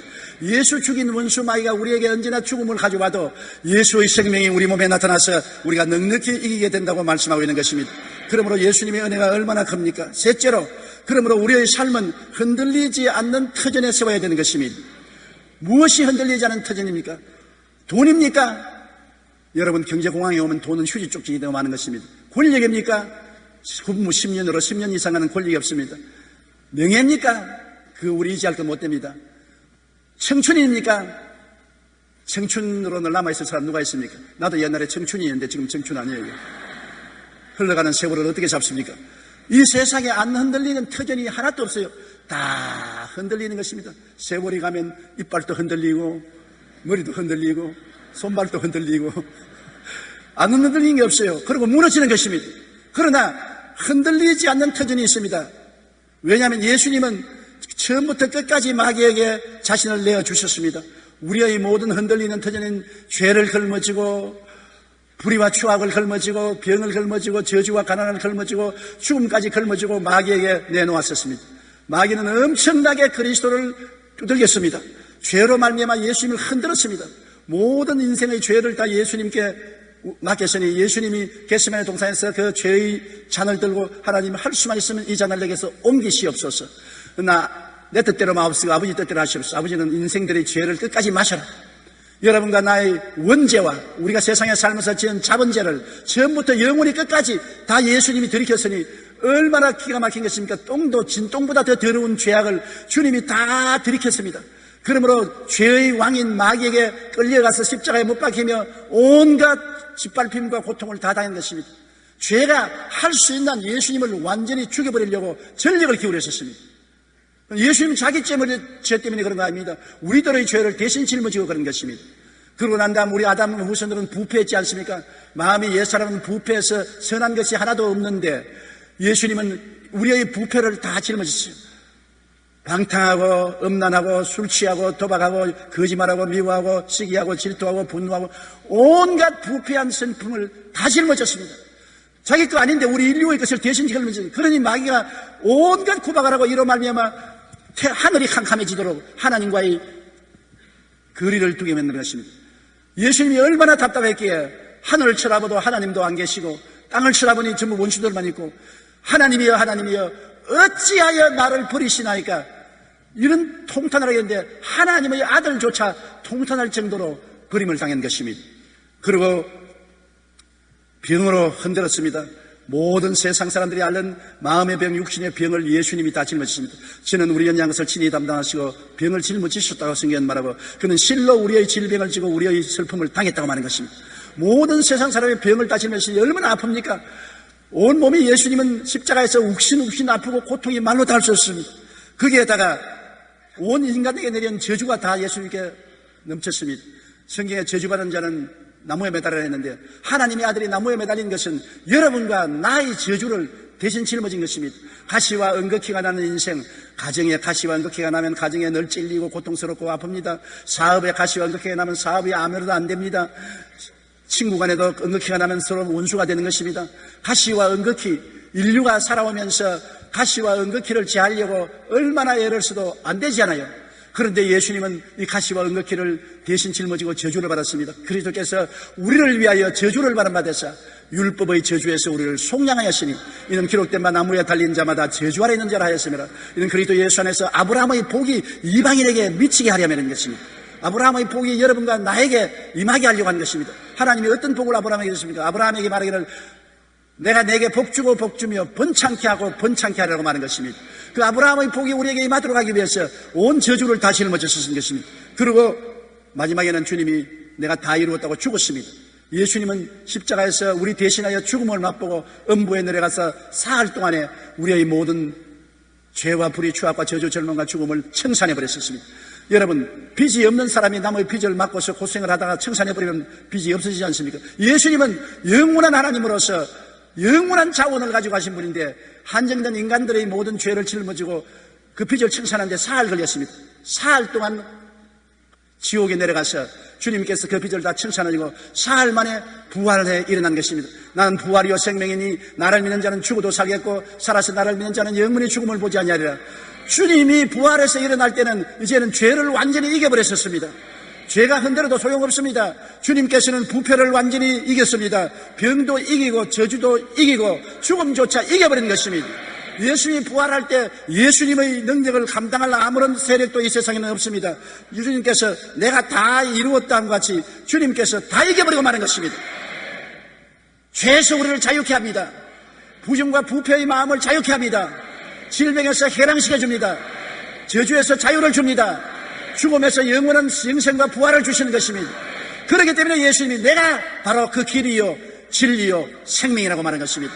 예수님 이외에 하나님 앞에 나갈 자가 없는 것입니다. 골로새서 2장 13절로 14절에 또 범죄와 육체의 무할례로 죽었던 너희를 하나님이 그와 함께 살리시고 우리의 모든 죄를 사하시고 우리를 거스르고 불리하게 하는 법조문으로선 정서를 지우시고 제하여버리사 십자가에 못 박으시고 통치자들과 권세들을 무력화하여 드러내어 구경거리로 삼으시고 십자가로 그들을 이기셨나니라. 우리를 대적하는 죄를 용서해버리시고 그리고 구약의 율법이 우리를 정죄하는데 율법을 주님이 다 이루어버리시니 율법의 조문을 폐지해버리셨습니다. 행위로 말미암아 구원받는 것이 아닙니다. 이제는 믿음으로 구원받지. 그러고 난 다음에 통치자들은 마귀와 귀신들, 권세들을 무력화했습니다. 무장해제시켜버렸습니다. 그냥 무력화한 게 아니라 구경거리로 삼았다는 거죠. 하나님과 세상 앞에서 구경거리로 삼았습니다. 우리 예수 믿는 사람에게 주님 뭐라고 했습니까? 내가 내게 뱀과 정갈을 밟으며 원수의 모든 능력을 제어할 권세를 주었으니 너희를 해할 자가 결단코 없으리라. 너가 사자와 뱀을 밟으며 젊은 사자와 독사를 밟을 것이라 하는 것입니다. 그러므로 이제는 욥과 다릅니다. 구약시대 욥의 시대와 같지 않습니다. 마귀가 우리를 참수하러 갈 때 우리는 예수 그리스도 이름으로 당당한 권세를 가지고 사탄아 물러가라, 귀신아 떠나가라, 내가 너를 묶으노니 묶음을 받을지어다, 한 길로 갔다가 7길로 도망을 치는 것입니다. 우리의 위치를 알아야 되는 것입니다. 예수님은 우리 때문에 십자가에 올라간 것입니다. 그렇기 때문에 우리는 그리스도와 함께 십자가에서 죄에 대하여 죽고, 부패에 대해서 죽고, 병에 대해서 죽고, 저주에 대해서 죽고, 죽음에 대해서 죽고, 부활에 참여하게 된 것입니다. 그리스도와 함께 이렇게 해서 함께 보좌에 앉아 있습니다. 영적으로는 여러분이 이미 하늘 보좌에 앉아 있는 것입니다. 육체에 있지만은 영적으로는 하늘 보좌에 앉아 있어 여러분은 하나님의 자녀로서 권세가 있습니다. 그러므로 이제부터 마귀와 귀신을 매일 쫓아내십시오. 여러분의 가정을 혼란케 하는 원수 마귀가 오면 마귀야 물러가라, 귀신아 물러가라, 내 사업장을 개방하는 원수 귀신아 물러가라, 우리의 자녀들을 괴롭히는 원수 귀신아 물러가라. 쫓아야 물러가는 것입니다. 아무 말도 안 하고 있으면 그대로 같이 살아요. 오늘 우리 많은 성도들이 마귀가 도적질하고 죽이고 멸망시키려고 하는데 우리 같이 살자, 사이좋게 살자, 가만 내버려 놓는 것입니다. 그러니 마귀가 얼씨구나 좋다고 도적질하고 죽이고 멸망시키죠. 우리가 믿음을 강하게 하여 마귀를 쫓고 저주를 쫓고 흑암의 세력을 물리쳐야 되는 것입니다. 한번 따라 말씀해주세요. 예수 이름으로 명하노니 사탄아 물러가라, 귀신들아 떠나가라. 이 시간에 예수님 이름으로 묶음을 받아라. 그렇게 대적하면 마귀는 여러분을 떠나가는 것입니다. 중세까지는 사람들이 마마에 걸려서 많이 죽었어요. 우리 어릴 때도 마마라 크기도 하고 손이라 크기도 하고, 그래서 우리 친구들 중에 시골이니까 우두마는 법이 없었으니까 종교에 걸려서 여러 명이 죽었었습니다. 그런데 젠너라는 사람이 가만히 보니까 목동들은 마마에 안 걸려요. 그건 왜냐면 소가 먼저 마마에 걸려서 콧물을 질질 흘리고 비틀비틀 하다가 나중에는 소는 마마를 이기고 일어납니다. 그런데 그 소를 만지니까 코에서 나오는 진물을 잃은 것이 이 목동의 손에 묻어서 피부로 들어가니까 아주 면역성이 생겨서 마마에 안 걸린단 말입니다. 그 젠너가 그걸 보고 아 그렇구나. 그래서 소에게 마마를 주사해 가지고서 소가 콧물을 질질 흘리고 하다가 마마를 이겼으면 그 소를 잡아서 피를 뽑아서 혈청을 만들어서 우두를 놔줍니다. 요사이는 흔적이 없지만 여러분 우리 나이 된 사람은 팔만 보면 여기에 흉하게 도장이 콱콱 찍혀 있죠. 요사이는 기술이 좋아서 흔적도 없지만 아름다운 미인은 그 흔적이 있으면 웃옷을 벗고 다닐 수가 없어요. 그러나 그것을 맞으면은 마마가 와도 이기고 마는 것입니다. 몸속에 면역이 생겼습니다. 자기 면역이 아닙니다. 소의 면역입니다. 소가 대신 마마와 싸워서 이긴 그 혈청을 내가 주사받았으니까 소의 혈청을 받은 것입니다. 요사이는 그 기술이 발달되어서 호열자가 와도 겁나지 아니하고 우리가 우두를 맞고, 폐렴이 와도 미리 폐렴 주사를 맞으면은 폐렴에 대한 면역성이 생기고 온갖 면역 역사가 일어나는 것이 개발된 것입니다. 이 면역이 얼마나 좋은지 몰라요. 그런데 우리 예수 믿는 사람은 삶의 터전인 우리의 삶을 지진으로 흔들려도 우리가 넘어지지 않는 것은 예수님이 같이 계심으로 우리가 면역을 가지고 있는 것입니다. 예수님이 우리 속에 계심으로 우리는 죄에 대한 면역, 부패에 대한 면역, 질병에 대한 면역, 저주에 대한 면역, 죽음에 대한 면역을 가지고 있는 것입니다. 면역을 가지기 때문에 넉넉히 이겨요. 우리가 세상에 예수 믿는 사람이라고 죄에 안 둘러싸입니까? 죄의 유혹을 당하고 죄에 둘러싸여도 결국 한판 실험을 하면 우리가 이기고 마는 것입니다. 부패한 마음, 술 먹고 담배 피우고 방탕하고 세상을 따라 나가는 유혹이 안 옵니까? 옵니다. 그러나 결국에는 그런 마음이 타락하지 않고 이깁니다. 예수님이 우리에게 면역이 되어 있는 것입니다. 병도 들려요. 예수 믿는 사람 병도 들려요. 여러 가지 병이 들리지만은 예수님께 의지하면 그리스도의 치료의 면역이 나타나서 이깁니다. 어려운 일도 다가와요. 사업의 어려움도 다가오고 파산할 위험도 다가오고 고통이 다가오지만은 우리는 예수님이 면역되어 있기 때문에 결국 이기게 되는 것입니다. 죽음도 우리에게 다가와도 우리는 넉넉히 이기고 부활해서 영원한 천국에 들어가게 되는 것입니다. 그러므로 이 세상에 영원히 면역을 하시고 영원히 흔들리지 않은 터전을 주신 분은 예수님밖에 없습니다. 주 예수보다도 귀한 것이 없습니다. 예수님으로 말미암아 여러분과 내가 면역이 되게 된 것입니다. 고린도전서 3장 10절로 11절에 내게 주신 하나님의 은혜를 따라 내가 지혜로운 건축자같이 틀을 닦아두매 다른 이가 그 위에 세우나 그러나 각각 어떻게 그 위에 세울까 조심할지니라. 이 닦아준 것 외에 능히 다른 틀을 닦아둘 자가 없으니 이 틀은 곧 예수 그리스도라. 예수 그리스도 이미 닦여진 터전인 것입니다. 마태복음 7장 24절로 25절로 다 같이 읽어보십시다. 그러므로 누구든지 나의 이 말을 듣고 행하는 자는 그 집을 반석 위에 세운 지혜로운 사람 같으리니 비가 내리고 창수가 나고 바람이 불어 그 집에 부딪히되 무너지지 아니하나니 이는 주추를 반석 위에 놓은 것이다. 만사반석 예수님이 내 생애의 중심이 되고 내 속에 계신 보배가 되니 바람이 불고 창수가 안 오는 건 아닙니다. 인생살이에 바람 안 부는 사람 누가 있습니까? 세상 바람도 불어오고 창수도 와서 부딪히지만은 우리는 안 무너집니다. 마귀가 머리 흔들어도 안 무너집니다. 왜냐? 반석 위에 있기 때문에 그 반석은 모든 것을 이긴 만세반석 예수 그리스도인 것입니다. 이사야 26장 4절에 너희는 야훼를 영원히 신뢰하라. 주 야훼는 영원한 반석이 되심이라고 말씀하신 것입니다. 여러분, 인본주의적이고 무신론적인 우상숭배자들은 하나님의 심판이 저들의 삶의 터전을 흔들 때 영원히 무너집니다. 하나님이 흔드는데 안 무너질 자가 누가 있습니까? 하나님이 집을 세우지 않으면 세우는 자의 수고가 헛되며 하나님께서 성을 지키지 않으면 파수꾼의 경사함이 헛되로다. 아침에 일찍 일어나고 저녁에 늦게 누우면 고생의 때의 모임이 헛되다고 말하는 것입니다. 헛된 일을 하고 있어요. 세상과 세상 마귀를 따라가는 사람은 언제고 한도가 차면 하나님이 흔들어버리는 것입니다. 안 흔들릴 사람이 없어요. 더구나 예수를 믿는 사람이 입으로 주여 주여 하면서 속은 주님께서 멀고 주님 없이 세상에 방탕하면 하나님께서 당장 안 때립니다. 쓰레기통에 쓰레기가 탈 때까지 기다리는 것입니다. 그 쓰레기가 차면은 하나님이 치우는 것입니다. 흔들어버리는 것입니다. 간단합니다. 하루아침에 기업이 다 무너지고 하루아침에 몸에 병들고 하루아침에 마누라가 죽고 자식이 죽고 절단이 나고 가정이 풍비박성되어버리고 마는 것입니다. 그러므로 하나님이 심판으로 흔들면 견디지 못하지만은 만세반석 예수 그리스도에 서 있고 예수님을 구주로 모시고 그리스도를 섬기며 사는 사람은 아무리 바람이 불고 창수가 나서 뒤에 흔들어도 안 무너집니다. 주님이 붙잡고 있기 때문인 것입니다. 주님과 함께 인생을 걸어가면 우리는 모든 일에 넉넉히 이기게 되는 것입니다. 이 세상도 그 영화도 다 무너질 터전 위에 있지만은 예수님만이 우리를 흔들리지 않은 만세반석으로 붙들어주는 것입니다. 그러므로 예수 제일주의, 예수 제일 먼저 사랑하고 예수 제일 먼저 섬기고 주 예수 그리스도의 뜻을 따라 사는 여러분 되시기를 주님 이름으로 축원합니다. 우리 기도드리겠습니다. 사랑이 많으시고 거룩하신 아버지 하나님, 온 세상은 흔들리는 터전 위에 서 있습니다. 아담 하와의 의로 하나님을 저버리고 배반한 인생은 역사가 끊임없이 전개되어도 이 세상에 20개 이상의 문명이 다 무너졌습니다. 무너질 터전 위에 문명을 세우고 삶을 건설하기 때문인 것입니다. 아버지 하나님, 무너지지 않을 영원한 터전인 예수님을 주신 것을 감사합니다. 예수님을 우리가 만세반석 구주로 모시게 됨을 감사합니다.